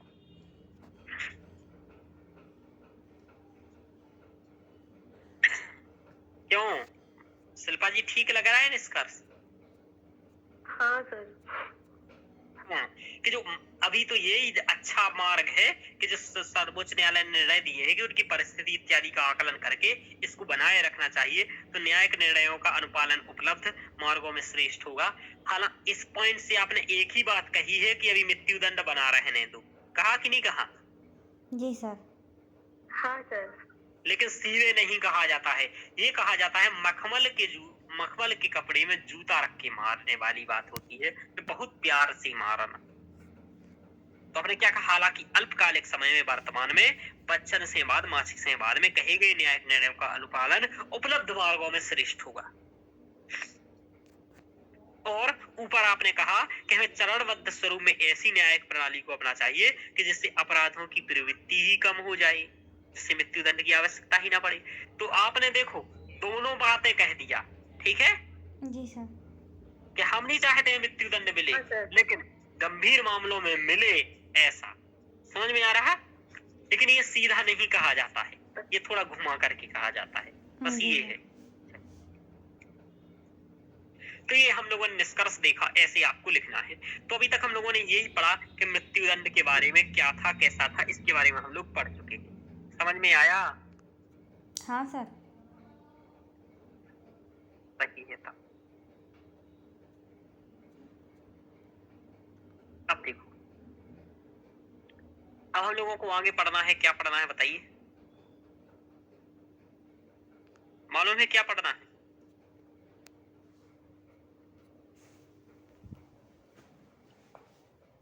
ये पढ़ना है, लेकिन एक इसके लिए हम लोग 2 मिनट में आते हैं और आगे हम लोग इसको आपराधिक कानूनों में सुधार को पढ़ेंगे। पानी वगैरह आप लोग पी लीजिए, इसके बाद 2 मिनट में हम लोग, वीडियो यही चलती रहेगी, कोई दिक्कत नहीं है। हम लोग 2 मिनट बाद इसको और आगे कंटिन्यू करेंगे, ठीक है? जी सर। ओके, ठीक है शिल्पा जी, पर 2 मिनट के अंतर्गत आ ही जाइएगा। Okay sir.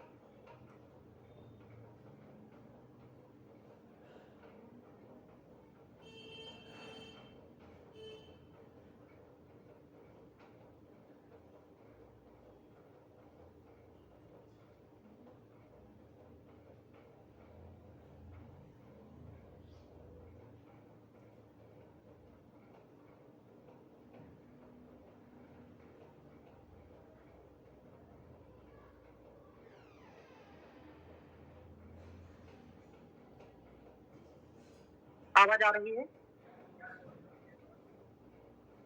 आवाज आ रही है? हाँ सर। चलिए, सुप्रिया सुन रही हो? हाँ सर, आ रही है। और सुप्रिया बताइए, कुछ पढ़ा लिखा है इतने दिन से आपने कि नहीं पढ़ा है?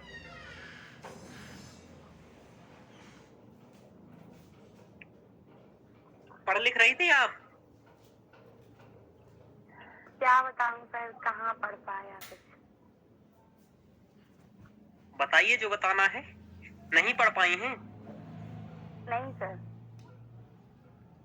कोई बात नहीं, अब पढ़ना स्टार्ट कर दीजिए, है ना? जी सर।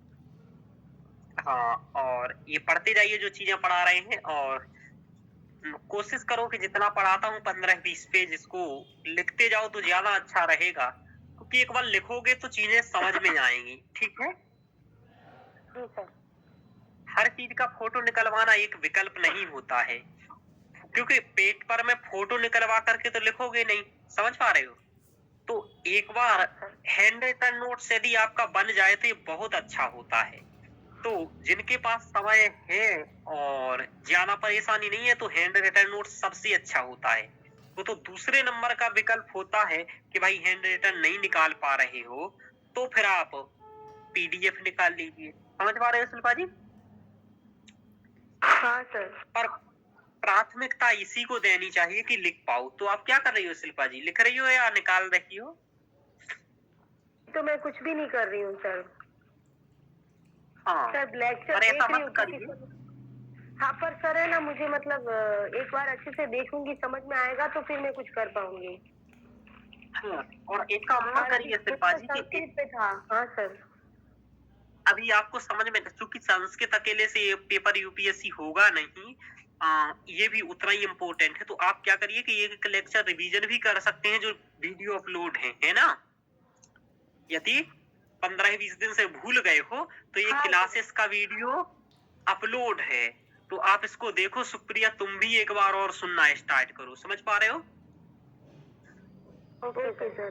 कोशिश करो कि एक एक वीडियो दिन में सुनो आप लोग तो फिर से, और अपने ये नोट्स को बनाते जाओ। एक वीडियो रखो, सुनो और नोट्स उसके बनाते जाओ पीडीएफ से। ऐसा करो तो ज्यादा लाभ होगा, और ये आपको ही करना होगा। मैं फिर से कह रहा हूँ, रोज मैं आपसे पूछूंगा और कहूंगा कि आज क्या किया, तो कल आप मुझे बताएंगी शिल्पा जी क्या किया है आपने। ठीक है सुप्रिया, तुम भी बताओगी कुछ करना है आपको, है ना? जी सर। Okay sir. हाँ, तो अब पढ़ाई फिर से स्टार्ट कर दो 2-3 घंटे, क्योंकि अभी तक मैं नहीं था, आप लोगों से नहीं कह रहा था, तो ये ध्यान रखिएगा। ठीक है रोशनी जी? आपको भी मैं कल से पूछूंगा क्या पढ़ा है आपने इसमें। ठीक है? जी सर। हाँ, और आपसे पूछने के बाद वो टॉपिक्स में यहाँ क्वेश्चन पूछूंगा आपसे, तो आपके ऊपर है। आप लोग जो टॉपिक्स पढ़ाना चाहे पढ़ के आइएगा, बस मैं उसके बारे में आपसे क्वेश्चन पूछूंगा। ठीक है शिल्पा जी? Okay sir. चलिए आगे हम लोग चलते हैं। अब हम लोग एक नया टॉपिक अध्ययन करेंगे, और ये टॉपिक से आप लोगों ने अभी सुना होगा। ये कितने लोगों ने सुना है? सीआरपीसी, किसी ने नाम सुना है कभी? जी सर। शिल्पा जी? हाँ सर, सुना है सर। आईपीसी, सीआरपीसी, ये नाम सुने हैं? हाँ सर, सुना है सर। प्रिया, सुना है तुमने कभी? सुप्रिया, सुना है? आईपीसी क्या होता है, सीआरपीसी क्या होता है, इनके नाम? तो देखो, ये इन्हीं कानूनों के तहत क्या होता है, व्यक्ति को कोई ना कोई दंड दिया जाता है, या जो धाराएं लगती हैं कि किसी को 307 या 302 लगा, किसी को कुछ लगा। ये सुना है कभी सुप्रिया तुमने कि किसी पर 302 लग गया, है ना?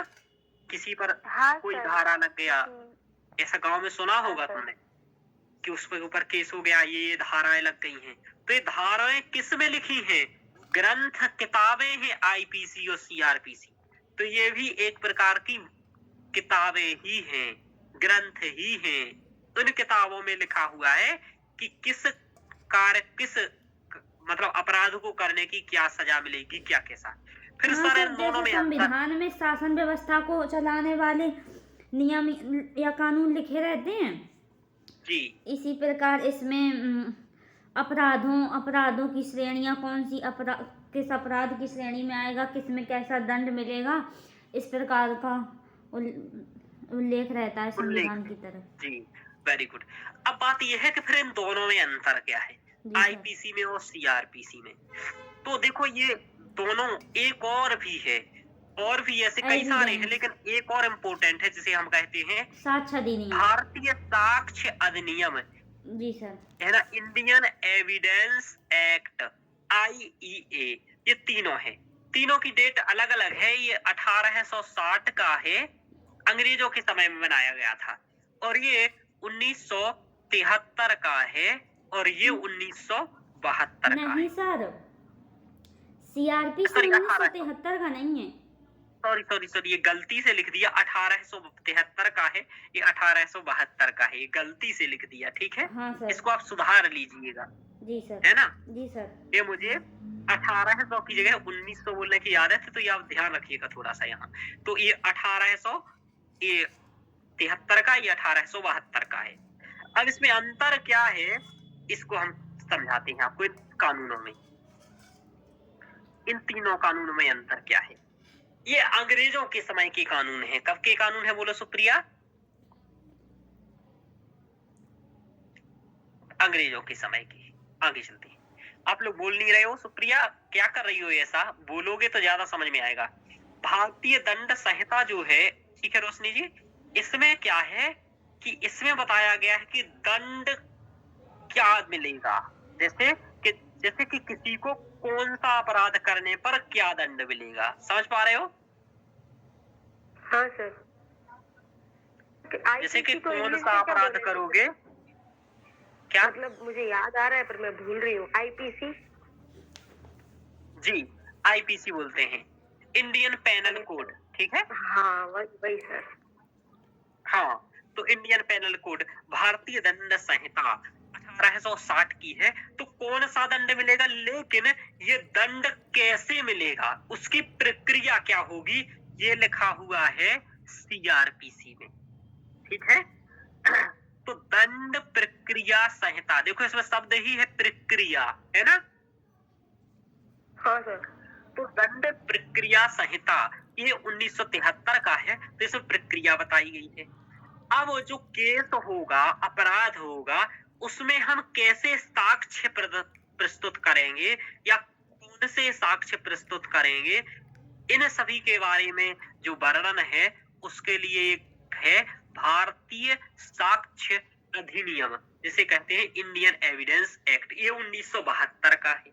तो ये तीन कानून हैं, ये तीन कानून हैं, और ये तीनों ही अंग्रेजों के समय के ही, ध्यान रखिए। अब क्या किया गया है, अभी जस्ट 2023 में इन तीनों कानूनों में कुछ संशोधन किया गया है, कुछ बदलाव किया गया है, और वो संशोधन किया गया है, बदलाव किया गया है, कुछ नए कार्य जोड़े गए हैं, कुछ कार्यों को हटाया गया है। यानी कि संशोधन में जो किया जाता है वही किया गया है, कुछ को परिवर्धन किया गया है, कुछ को का निरसन कर दिया गया है, कुछ को परिसमन कर दिया गया है। तो इस प्रकार से किया गया है, ठीक है। तो ये इसमें जोड़े गए हैं, कुछ हटाए गए हैं, ये सब काम किया गया है। और सबसे बड़ी बात क्या है शिल्पा जी, कि इसके नाम भी चेंज कर दिए हैं। क्या कर दिया है? नाम भी चेंज कर दिया। हाँ, तो अब आप आईपीसी नहीं कहोगे, आईपीसी को क्या कर दिया गया है, दंड की जगह पर। अब बदला क्यों गया है, बात यह है कि बदला क्यों गया है। तो पहली बात अभी मैंने इतना बताया आपको कि इन्हें बदल दिया गया है, और अब बात आया कि ऐसा बदला क्यों गया है। तो इसके कई सारे कारण हैं कि बदला क्यों गया है, यानी कि आपराधिक कानूनों में सुधार की आवश्यकता ही क्यों पड़ी, क्यों बदला गया है। लेकिन उससे पहले हम ये देख लेते हैं कि ये बदला क्या है। तो देखो, जो पहले भारतीय दंड संहिता लिखा है, यहाँ इसमें दंड लिखा था, अब दंड शब्द को हटा करके न्याय कर दिया गया है। क्या कर दिया गया है बोलो? न्याय। न्याय। हाँ, न्याय कर दिया गया है। और भारतीय को जो, जैसे पहले जब हम इंडियन लिखते थे, अब इंडियन को भारतीय नहीं लिखा गया, मतलब भारतीय को इंडिया नहीं लिखा गया, अब भारतीय को भारतीय ही इंग्लिश में लिखा गया, यानी कि भारतीय न्याय संहिता, यानी कि VNS, ये इसका इंग्लिश नाम है, भारतीय न्याय संहिता, ध्यान रखिएगा, ये कर दिया गया है। ठीक है, आप ऐसा नहीं कहेंगे इंडियन जस्टिस कोड, ये नहीं कहेंगे अब आप इसे कहेंगे भारतीय न्याय संहिता 2023। दंड प्रक्रिया संहिता को भी सुधार दिया गया है, उसका नाम चेंज करके कह दिया गया है भारतीय नागरिक सुरक्षा संहिता। सर क्या कर दिया गया है सर, तो इस न्याय का भी नहीं चेंज किया? जैसे न्याय का तो जज मतलब जुडिशियल हो गया, तो जे बनाना होना चाहिए तब बी के बाद। नहीं, ऐसा कुछ चेंज नहीं किया है उन्हें, भारतीय न्याय संहिता का भारतीय न्याय संहिता ही कर दिया है। सर ठीक है? लिपि जैसा कर दिया है, बस वही उसका। हाँ, मतलब इंग्लिश में भी यही लिखोगे, न्याय ही लिखोगे, समझ में आ रहा? हाँ सर। ठीक है, तो ऐसे भारतीय नागरिक सुरक्षा संहिता, भारतीय नागरिक सुरक्षा संहिता BNSS, तो BNS और BNSS, भारतीय नागरिक सुरक्षा संहिता। इसका नाम सेम है भारतीय साक्ष्य अधिनियम 2023, तो इन सब के भारतीय साक्ष्य अधिनियम। अब पहले IEA था, लेकिन अब इसे आप BSA कहोगे, भारतीय साक्ष्य अधिनियम कहोगे। तो ये तीनों के नए के नाम याद आपको सबसे पहले होने चाहिए। अब तो ये तो हम लोगों ने केवल नाम में परिवर्तन देखा, अब हम देखेंगे नाम में परिवर्तन के अलावा कि इन तीनों में क्या महत्वपूर्ण बदलाव किए गए हैं, समझ में आ रहा? और इसमें ये बदलाव क्यों किए गए हैं, तो सबसे पहले हम लोग ये समझेंगे कि इसमें बदलाव क्यों किया गया है, यानी कि पहले से यदि ये सब थे तो क्यों बदलाव किया गया है, क्या जरूरत थी बदलाव करने की। समझ पा रहे हो शिल्पा जी, रोशनी जी? जी सर। हाँ सर। हाँ, ये आपसे पूछा जाएगा, तो ये करंट का टॉपिक है और आप इसे करंट का टॉपिक समझें, और ये आपको पढ़ना है, चूंकि अगले हो सकता है अगले 1-2 साल में ये UPSC में पूछा जाए, हो सकता है इसी बार पूछा जाए, क्योंकि ये अभी बना है और इसके बाद कोई मेंस हुआ नहीं है, ध्यान रखिए। तो औपनिवेशिक कानून का मूल उद्देश्य दंडात्मक था, न कि सुधारात्मक। आप इसके नाम से देख लो, भारतीय दंड संहिता था, ठीक है ना? तो ये क्या दिखा रहा है, दंड की व्यवस्था, यानी कि औपनिवेशिक जो कानून थे वो उनका मूल कार्य था कि भाई इसको दंड दिया जाए और ठीक है, मतलब किसी ने गलत किया तो उसको दंड दो, ऐसा था। सुधार का कोई उपाय नहीं था, लेकिन नए कानून, इसलिए नए कानूनों में क्या किया गया है कि सुधारात्मक उपाय अपनाए गए हैं। क्या अपनाए गए हैं बोलो? सुधारात्मक उपाय।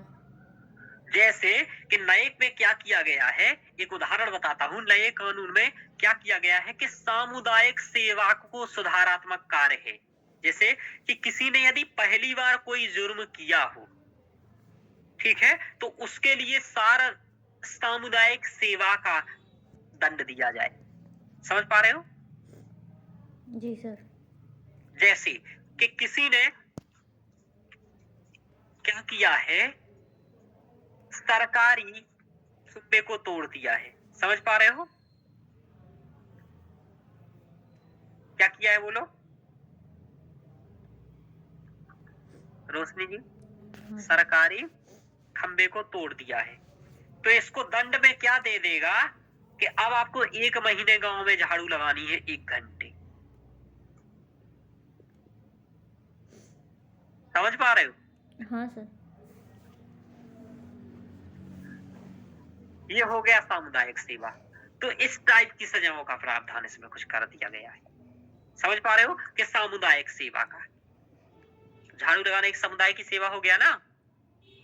जी सर। ठीक है, सेवा कर रहा है। हाँ, तो ये तो नए कानून में ऐसा कर दिया गया है। पहले कहते थे नहीं इसने तो गलती किया, इसे मारो, इससे कुछ सुधार नहीं होगा। नए अपराध कानून को, नए अपराधों को शामिल करना। देखिए जो पुराने कानून थे उसमें नए अपराध नहीं आते थे, ठीक है शिल्पा जी? जैसे कि किसी ने साइबर अटैक कर दिया या साइबर क्राइम कर दिया या फिर डीप फेक कर दिया, तो इस टाइप से ये चीजें नहीं आती थी, ठीक है? तो यहाँ इन नई चीजों को इसमें शामिल किया गया है जो नए कानून आए हैं। तो नए अपराधों को शामिल करने के लिए इसमें संशोधन करना समय की आवश्यकता थी। देखो अभी तक जो कानून है इसके तहत भी तो न्यायिक कार्य हो रहे हैं कि नहीं हो रहे हैं रोशनी जी? जी सर। लेकिन फिर भी इतने अधिक लंबित वाद हैं, है कि नहीं है? हाँ सर। इसका मतलब है कि कुछ ना कुछ कानूनों में भी खराबी है ना? कुछ जी। ना कुछ कानूनों में भी खराबी है। तो जटिल कानूनी प्रक्रिया के चलते लंबित वाद वर्तमान पे 4.7 करोड़ वाद हो गए हैं। ये दिखाते हैं कि भाई हमें इसमें कुछ सुधार करना होगा, सरल कानूनी प्रक्रिया लानी होगी, शीघ्र कोई कार्य हो जाए। अब देखो, सामुदायिक सेवा करवाने का मतलब ही ये है कि फालतू में हम लंबित वाद ना करें, समझ पा रहे हो? उससे हाँ सर। सामुदायिक सेवा करवा ले और छोड़ दे, देख रहे हो? जी सर। हाँ, तो ये था दोष सिद्धि दर में वृद्धि, यानी कि अभी क्या है, दोष सिद्धि दर में कमी है। प्रचलित कानूनों की जटिल प्रक्रिया के कारण फॉरेंसिक जांच में समय लग जाता है, पुलिसिंग कार्यवाही दुनिया भर की होती है, तो दोष सिद्धि दर में वृद्धि नहीं हो पा रही है ना? तो दोष सिद्धि जल्दी हो सके कार्य, ये सभी चीजें। विभिन्न समितियों का भी ये सुझाव रहा है कि हमें इसमें सुधार करना चाहिए, सुधार की आवश्यकता है। जैसे कि विधि आयोग का, मलिमत समिति का 2013 में बनी थी, न्यायमूर्ति वर्मा समिति जो 2013 में बनी थी, इन सभी का यही सुझाव था कि इसमें बदलाव किया जाए, बदलाव कर दिया जाए इन सभी में। अब देखो, आतंकवाद आदि को ना परिभाषित किया है, ना ही प्रावधान किया है। यानी कि जो पहले के जो ये कानून थे, उस समय आतंकवाद के बारे में कि क्या होता है आतंकवाद, आतंकवाद से जो संबंधित प्रावधान है, इन सभी का उल्लेख नहीं था। इसलिए और आज आतंकवाद एक बहुत विकट भयानक समस्या है, इसलिए हमें इसमें शामिल करना जरूरी था, तो इसलिए हमें इसमें सुधार करना चाहिए। तो ऐसे इस कारण हम लोगों ने नए कानूनों में सुधार किया है। समझ पा रहे हो शिल्पा जी, क्यों सुधार किया है हम लोगों ने? बोलिए रोशनी जी, क्यों सुधार किया है? सर, जो नई नई जो अपराध की श्रेणियां उत्पन्न हो रही हैं, उनका उल्लेख नहीं था तब, क्योंकि ये अपराध जैसे साइबर अपराध है, तो ये होते ही नहीं थे क्योंकि ये व्यवस्था ही नहीं थी, पर अब साइबर अपराध हो रहे हैं और आतंकवाद, ये सब चीज़ें, तो अब इनको भी तो उसमें इंक्लूड करना है, इस वजह से। Very good. और कई सारी समितियों का भी यही सुझाव रहा है कि भाई इसको ठीक करिए। हाँ, ठीक है, जी आतंकवाद इत्यादि को ही इसमें शामिल नहीं किया गया है। ठीक है, यह प्राचीन और औपनिवेशिक कानून है, इनका कार्य दंडात्मक है, जबकि हमें क्या करना है, सुधारात्मक है ना? दूसरा एक और कि लोकतांत्रिक आदर्शों के अनुरूप भी नहीं है, पुराने हैं, दंड कर रहे हैं। हाँ, लोकतांत्रिक आदर्शों के अनुरूप बनाने थे, इसलिए लाए गए हैं कानून। अब बात यह है कि नए 3 जो आपराधिक कानून हैं, उनका नाम क्या है? तो नाम आपको समझ में आया शिल्पा जी, सुप्रिया? ये तो बातें समझ में आ गया? हाँ सर, आ गई। कि क्यों बदलाव करना है और क्या नाम है? चलिए, अब हम लोग देखेंगे नए आपराधिक कानूनों में महत्वपूर्ण प्रावधान क्या है। आवाज आ रही है ना? चलिए, हाँ, चलिए, नए आपराधिक कानूनों के महत्वपूर्ण प्रावधान क्या हैं, ये हम लोगों को देखना है। अब हम एक एक करके तीनों कानूनों के प्रावधानों को समझेंगे, ठीक है? जी सर। रोशनी जी, हाँ, बोलते जाइएगा। भारतीय न्याय संहिता को हम लोग सबसे पहले समझेंगे। ये है आईपीसी को हम लोग, आईपीसी में क्या बदलाव किया गया है, जैसे भारतीय न्याय संहिता कर दिया गया है, तो इसमें बदलाव क्या क्या किया गया है। इसमें ये आपको पेपर में पूछा जाएगा कि क्या क्या बदलाव किए गए हैं, तो आपको 4 पॉइंट तीनों के संबंध में मालूम होना चाहिए। समझ पा रहे हो? जी सर। हाँ, 4 पॉइंट तीनों के बारे में मालूम होना चाहिए। जैसे हाँ, कि सामुदायिक सेवा का प्रावधान किया गया है। ठीक है, सामुदायिक सेवा का प्रावधान, जैसे कि छोटे अपराधों हेतु साफ सफाई करवा लेना, भोजन बंटवा लेना, ऐसा कुछ, ये पहले नहीं था। फिर भारतीय न्याय संहिता में ये जोड़ा गया है कि सामुदायिक सेवा का प्रावधान। अब इसमें महिलाओं के खिलाफ लैंगिक अपराध को भी शामिल किया गया है और कहा कि यदि 18 वर्ष से कम आयु की महिला के साथ यदि कोई ऐसे लैंगिक संबंध बनाता है तो उसे आजीवन कारावास मिलेगा। क्या मिलेगा? आजीवन कारावास। हाँ, यदि कोई 18 वर्ष से कम की महिला के साथ ये लैंगिक संबंध बनाता है तो। दूसरा ये भी शामिल किया गया है कि झूठे वादे करके, छल कपट करके, ठीक है ना, कि हम तुमसे शादी करेंगे, हम तुम्हें यहाँ वहां घुमाएंगे, रानी की बिटिया की तरह, रानी की तरह रखेंगे। ऐसे करते हैं बहुत लोग कि नहीं करते हैं? हाँ हाँ सर। हाँ, तो ये इसलिए इससे ऐसे करके संबंध बनाते हैं।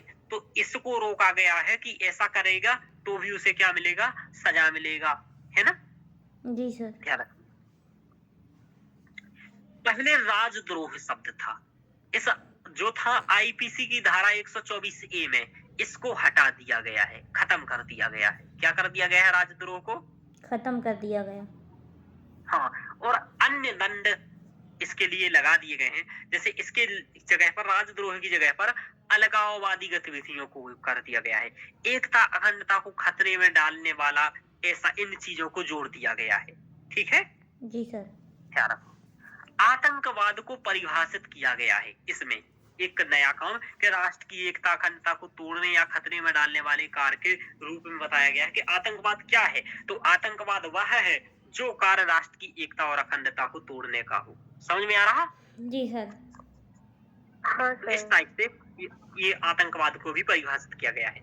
अब हमने यहाँ थोड़ी थोड़ी ही बातें लिखी हैं जितनी पेपर के लिए आवश्यक हैं, और आपको भी इतनी याद रखना है, 3-4 बातें कि जैसे एक सामुदायिक सेवा वाला प्रावधान जोड़ दिया गया है, महिलाओं के खिलाफ लैंगिक अपराध वाला, राजद्रोह को हटा दिया गया है और आतंकवाद को जोड़ दिया गया है। ये 4 बातें याद रखनी है। उतना ही देखो हम लोगों को पढ़ना है जितना पेपर तक याद रखा जा सके। समझ पा रहे हो? और इसी को बार बार हाँ पढ़ना है। सर। इसलिए मैंने ये शॉर्ट नोट्स आपके लिए इतनी चीजें जो याद रहेंगी वो ही बनाई हैं। ध्यान रखो। अब हम लोग देखेंगे कि, है ना, और इसमें एक चीज और कर दिया गया है, संगठित अपराध को भी शामिल किया गया है। किसको किया गया है? संगठित अपराध। संगठित अपराध। संगठित कई लोग मिलकर के, जैसे अपहरण कर लेना किसी का, जबरन किसी से पैसे की वसूली कर लेना, कॉन्ट्रैक्ट लेकर के हत्या कर लेना जिसे सुपारी देकर के हत्या कहा जाता है, भूमि पर कब्जा कर लेना, ये संगठित अपराधों को भी इसमें शामिल किया गया है कि संगठित अपराध भी कोई करता है तो उसको भी सजा दी जाएगी। ये पहले नहीं था इस टाइप से। चलिए ठीक है, आगे चलते हैं।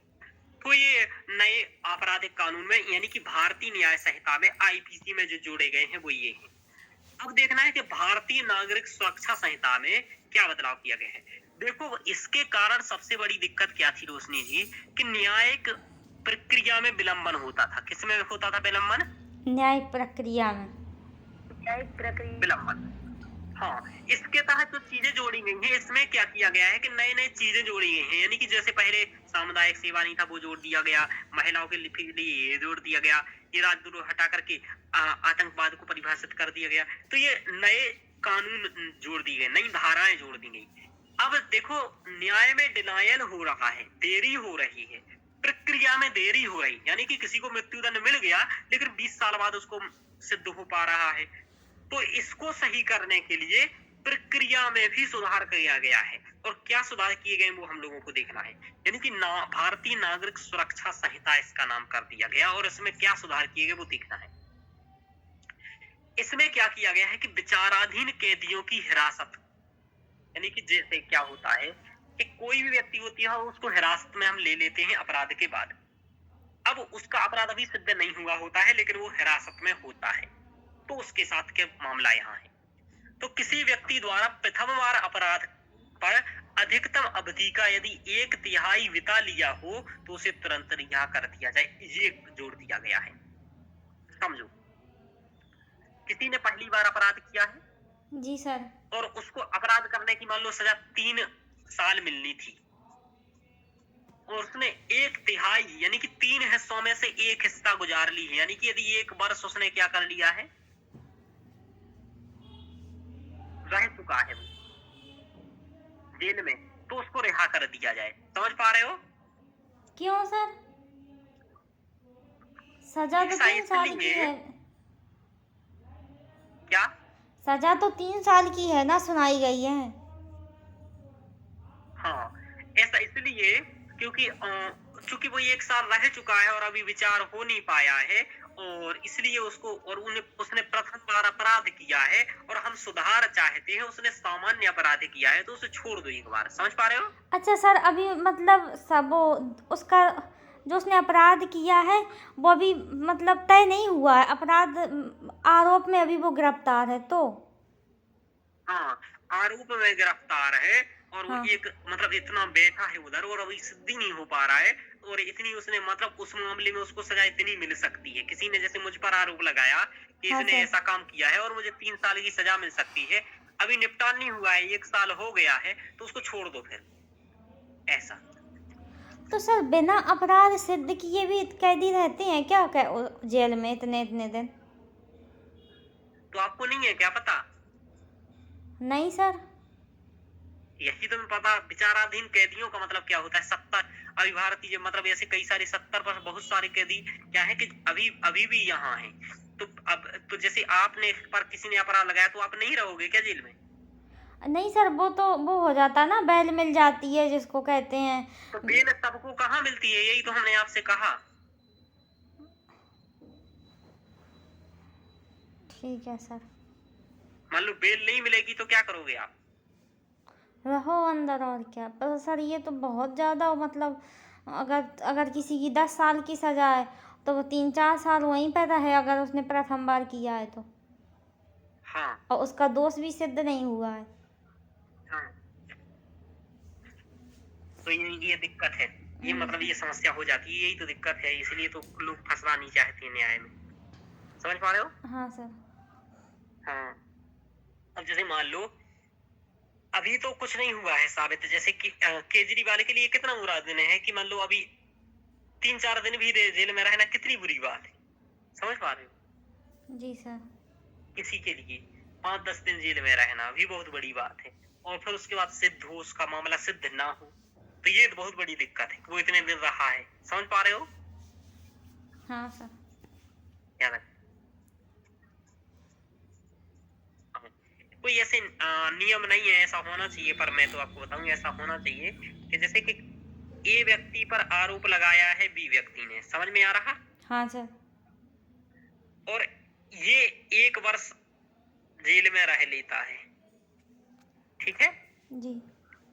और इस पर अपराध सिद्ध भी नहीं होता है निर्णय आने के बाद, तो इसकी तो कोई गलती नहीं थी ए की, जी।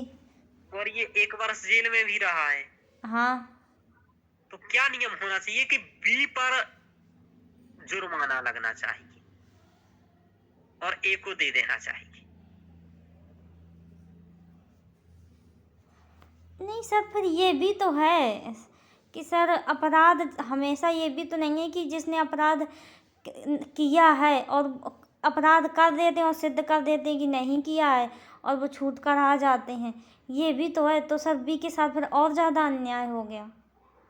हाँ, ये भी बस मतलब ये भी एक नकारात्मक पक्ष है, लेकिन हाँ ये भी तो नकारात्मक पक्ष है कि जिसने कुछ नहीं किया वो 1 वर्ष रह के आया, अपना पैसा बर्बाद किया, अपने बच्चों को बर्बाद किया, अपना काम छोड़ा, हाँ सर, ये तो प्राइवेट होगा है, तो उसकी जॉब ये छूट तो हो सर जाएगी। बिल्कुल है। ठीक है? हाँ। तो राज्य की तरफ से हो कुछ ना कुछ उसके लिए होना चाहिए, नहीं तो ये बहुत दिक्कत होती है। चलिए, और न्याय होने का वैसे सही है। चलिए आगे चलते हैं, पर अपने कहने से कुछ नहीं होगा, आगे चलते हैं, इसलिए पढ़ लेते हैं। तो विचाराधीन कि किन कैदियों की हिरासत का मामले में ये है, यानी कि मृत्युदंड, आजीवन कारावास पर ये बात लागू नहीं होती है। समझ पा रहे हो? जी सर। कि जो ये मैंने बताया ना कि 1/3 सजा बिता लिया है तो उसे रिहा कर दो, ये मृत्युदंड और आजीवन कारावास पर लागू नहीं होती है। हाँ सर।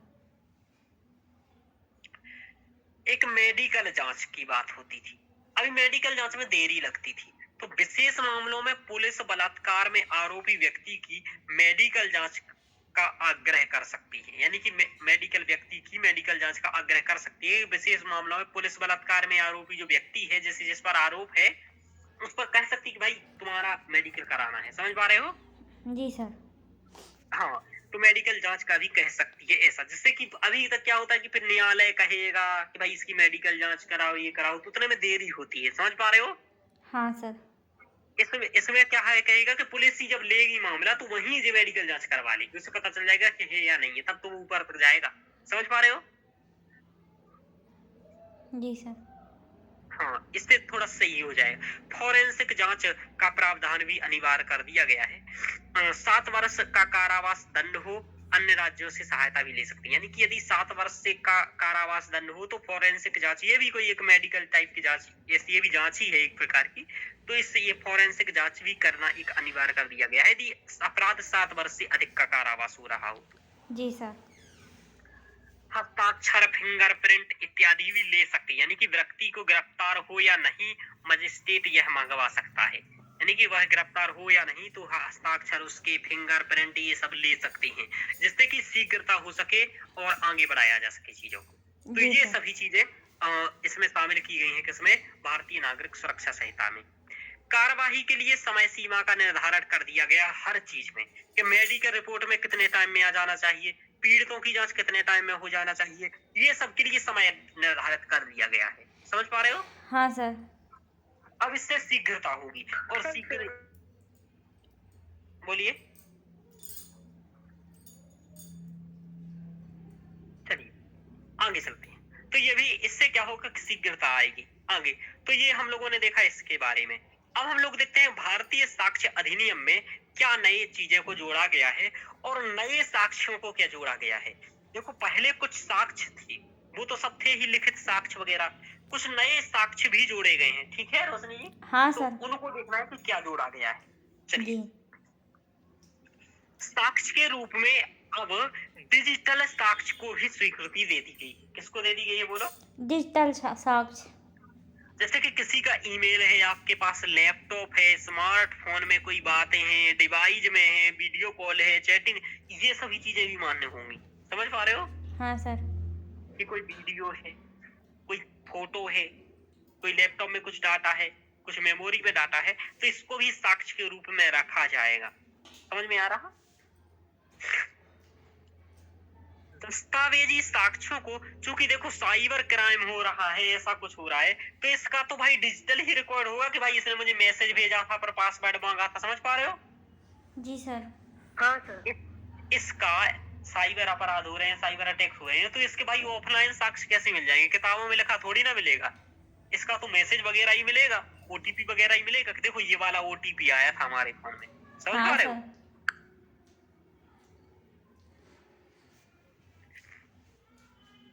दस्तावेजी साक्ष्यों को तो पहले भी स्वीकृति थी, तो यहाँ भी दे दी गई है। जैसे लेख, मानचित्र हुआ, व्यंग्यात्मक चित्र हुआ, या जो भी हुआ, इनको भी स्वीकृति है ही, दे दी गई है। मौखिक साक्ष्य को भी, कि जांच के दौरान दिए गए बयान, जैसे कुछ क्या होता है कि जब जांच करती है तो जांच कौन करती है बताओ?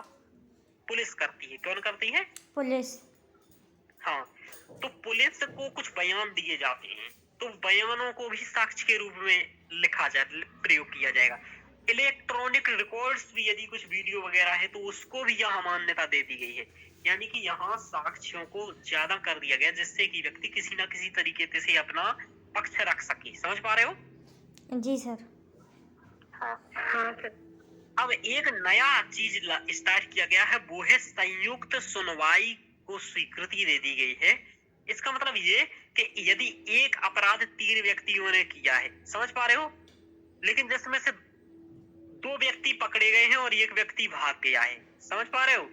जी। तो इन 2 व्यक्तियों के साथ ही ये व्यक्ति भाग भले गया है, इस पर भी केस चलता रहेगा और जो निर्णय दे दिया जाएगा वो इस पर भी लागू होगा। समझ जी। पा रहे हो? जी सर। हाँ, यानी कि एक अपराध हेतु एक से अधिक व्यक्तियों पर मुकदमा चलाना, भले ही कुछ अपराधी उपस्थित ना हो तो भी उस पर मुकदमा चल जाएगा। इस नहीं तो क्या होता है कि एक व्यक्ति नहीं है, फिर उसके चक्कर में न्याय डिनायल हो रहा है, न्याय में देरी हो रही है, केस आगे बढ़ रहा है। तो हाँ, ये यह काम सर किया तो गया है। जो उपस्थित है उनको मिल जाता है दंड, और जो नहीं हुआ उपस्थित उसको मिलता ही नहीं है, मतलब वो बाद में। तो इसको ये सब भी, जी सर। हाँ, तो ये वाला कर दिया गया है। तो ये भारतीय साक्ष्य अधिनियम में सुधार कर दिए गए। तो ये तीनों अधिनियमों के बारे में हम लोगों ने विशेषताएं पढ़ी।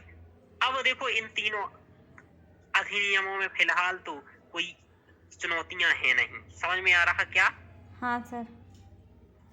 क्योंकि ये तो भी नए बनाए गए हैं। चुनौतियाँ तो यही पूछी जाएंगी कि उसमें आईपीसी और सीआरपीसी में क्या चुनौतियाँ थी जिसकी वजह से ये लाया गया। ये ऐसे पूछा जाएगा यही सर। पूछा जाएगा कि आवश्यकता क्या थी, ठीक हाँ है। सर, हाँ लेकिन सर। मान लो पूछा जाए कि चुनौतियां क्या है, तो कुछ जबरदस्ती चुनौतियां हम बता देते हैं आपको, ठीक है। जी सर। 3 आपराधिक कानूनों में कुछ कमियां हैं, तो वो मैंने यहाँ लिख दी हैं। अब देखो, जब पूछा ही जाएगा तो कुछ ना कुछ तो बनाना पड़ेगा, समझ पा रहे हो शिल्पा जी? जी सर।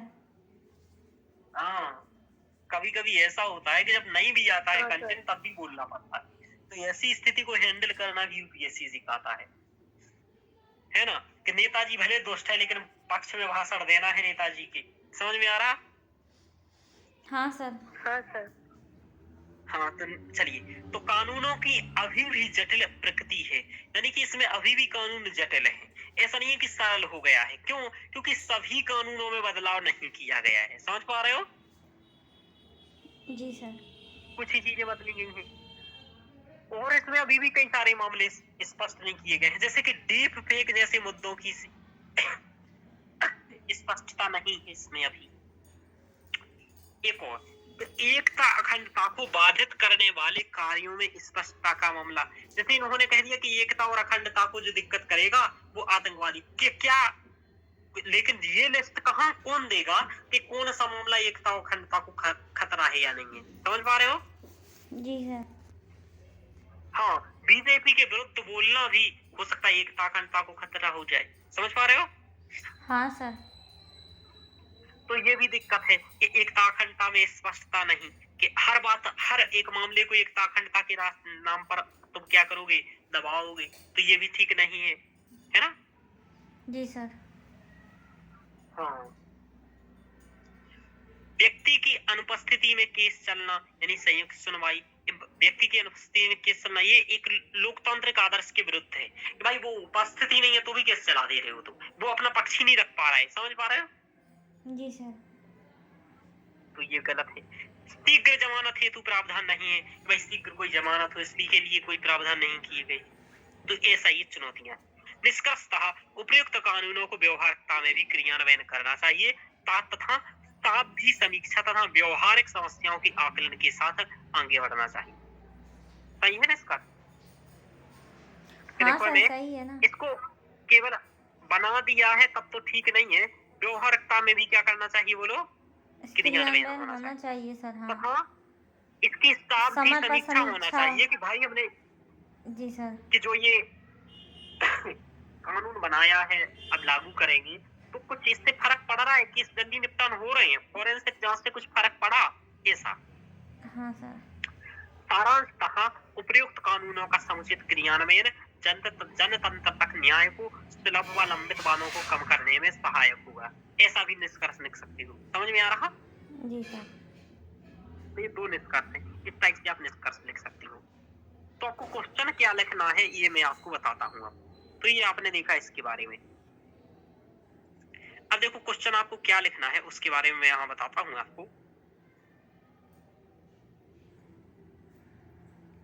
अच्छा, इसका क्वेश्चन अभी हमने दिया नहीं है आपके लिए, कोई बात नहीं, क्वेश्चन हम आपको ये वाला देते, ये देखिए आप।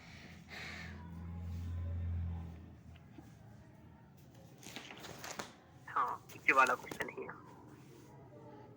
देखो ये क्वेश्चन क्या लिखा है रोशनी जी? भारत को लोकतांत्रिक गणराज्य एवं कल्याणकारी राज्य में मृत्युदंड जारी रखना चाहिए, सप्रमाण आलोचनात्मक परीक्षण करें। तो भारत को लोकतांत्रिक गणराज्य एवं कल्याणकारी राज्य में जी। मृत्युदंड जारी रखना चाहिए, सप्रमाण आलोचनात्मक परीक्षा करें, यानी कि हम लोकतांत्रिक गणराज्य कल्याणकारी, तो आलोचनात्मक यानी कि मृत्युदंड के पक्ष में विपक्ष में तर्क को लास्ट में निष्कर्ष, समझ पा रहे हो? हाँ सर।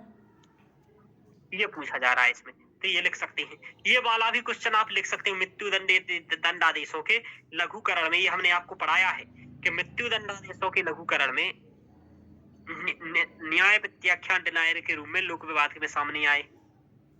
क्या राष्ट्रपति को ऐसी याचिकाओं को स्वीकार करने या अस्वीकार करने समय सीमा का विशेष उल्लेख किया जाना चाहिए, विश्लेषण कीजिए। तो ये आपको मैंने पढ़ाया है, पढ़ाया कि नहीं पढ़ाया? जी सर।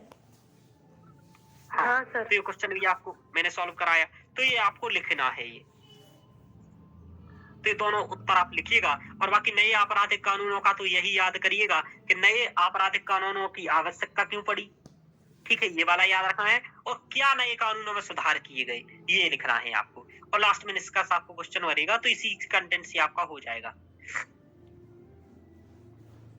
जी सर। तो रिकॉर्डिंग अब आप बंद कर दीजिए ना।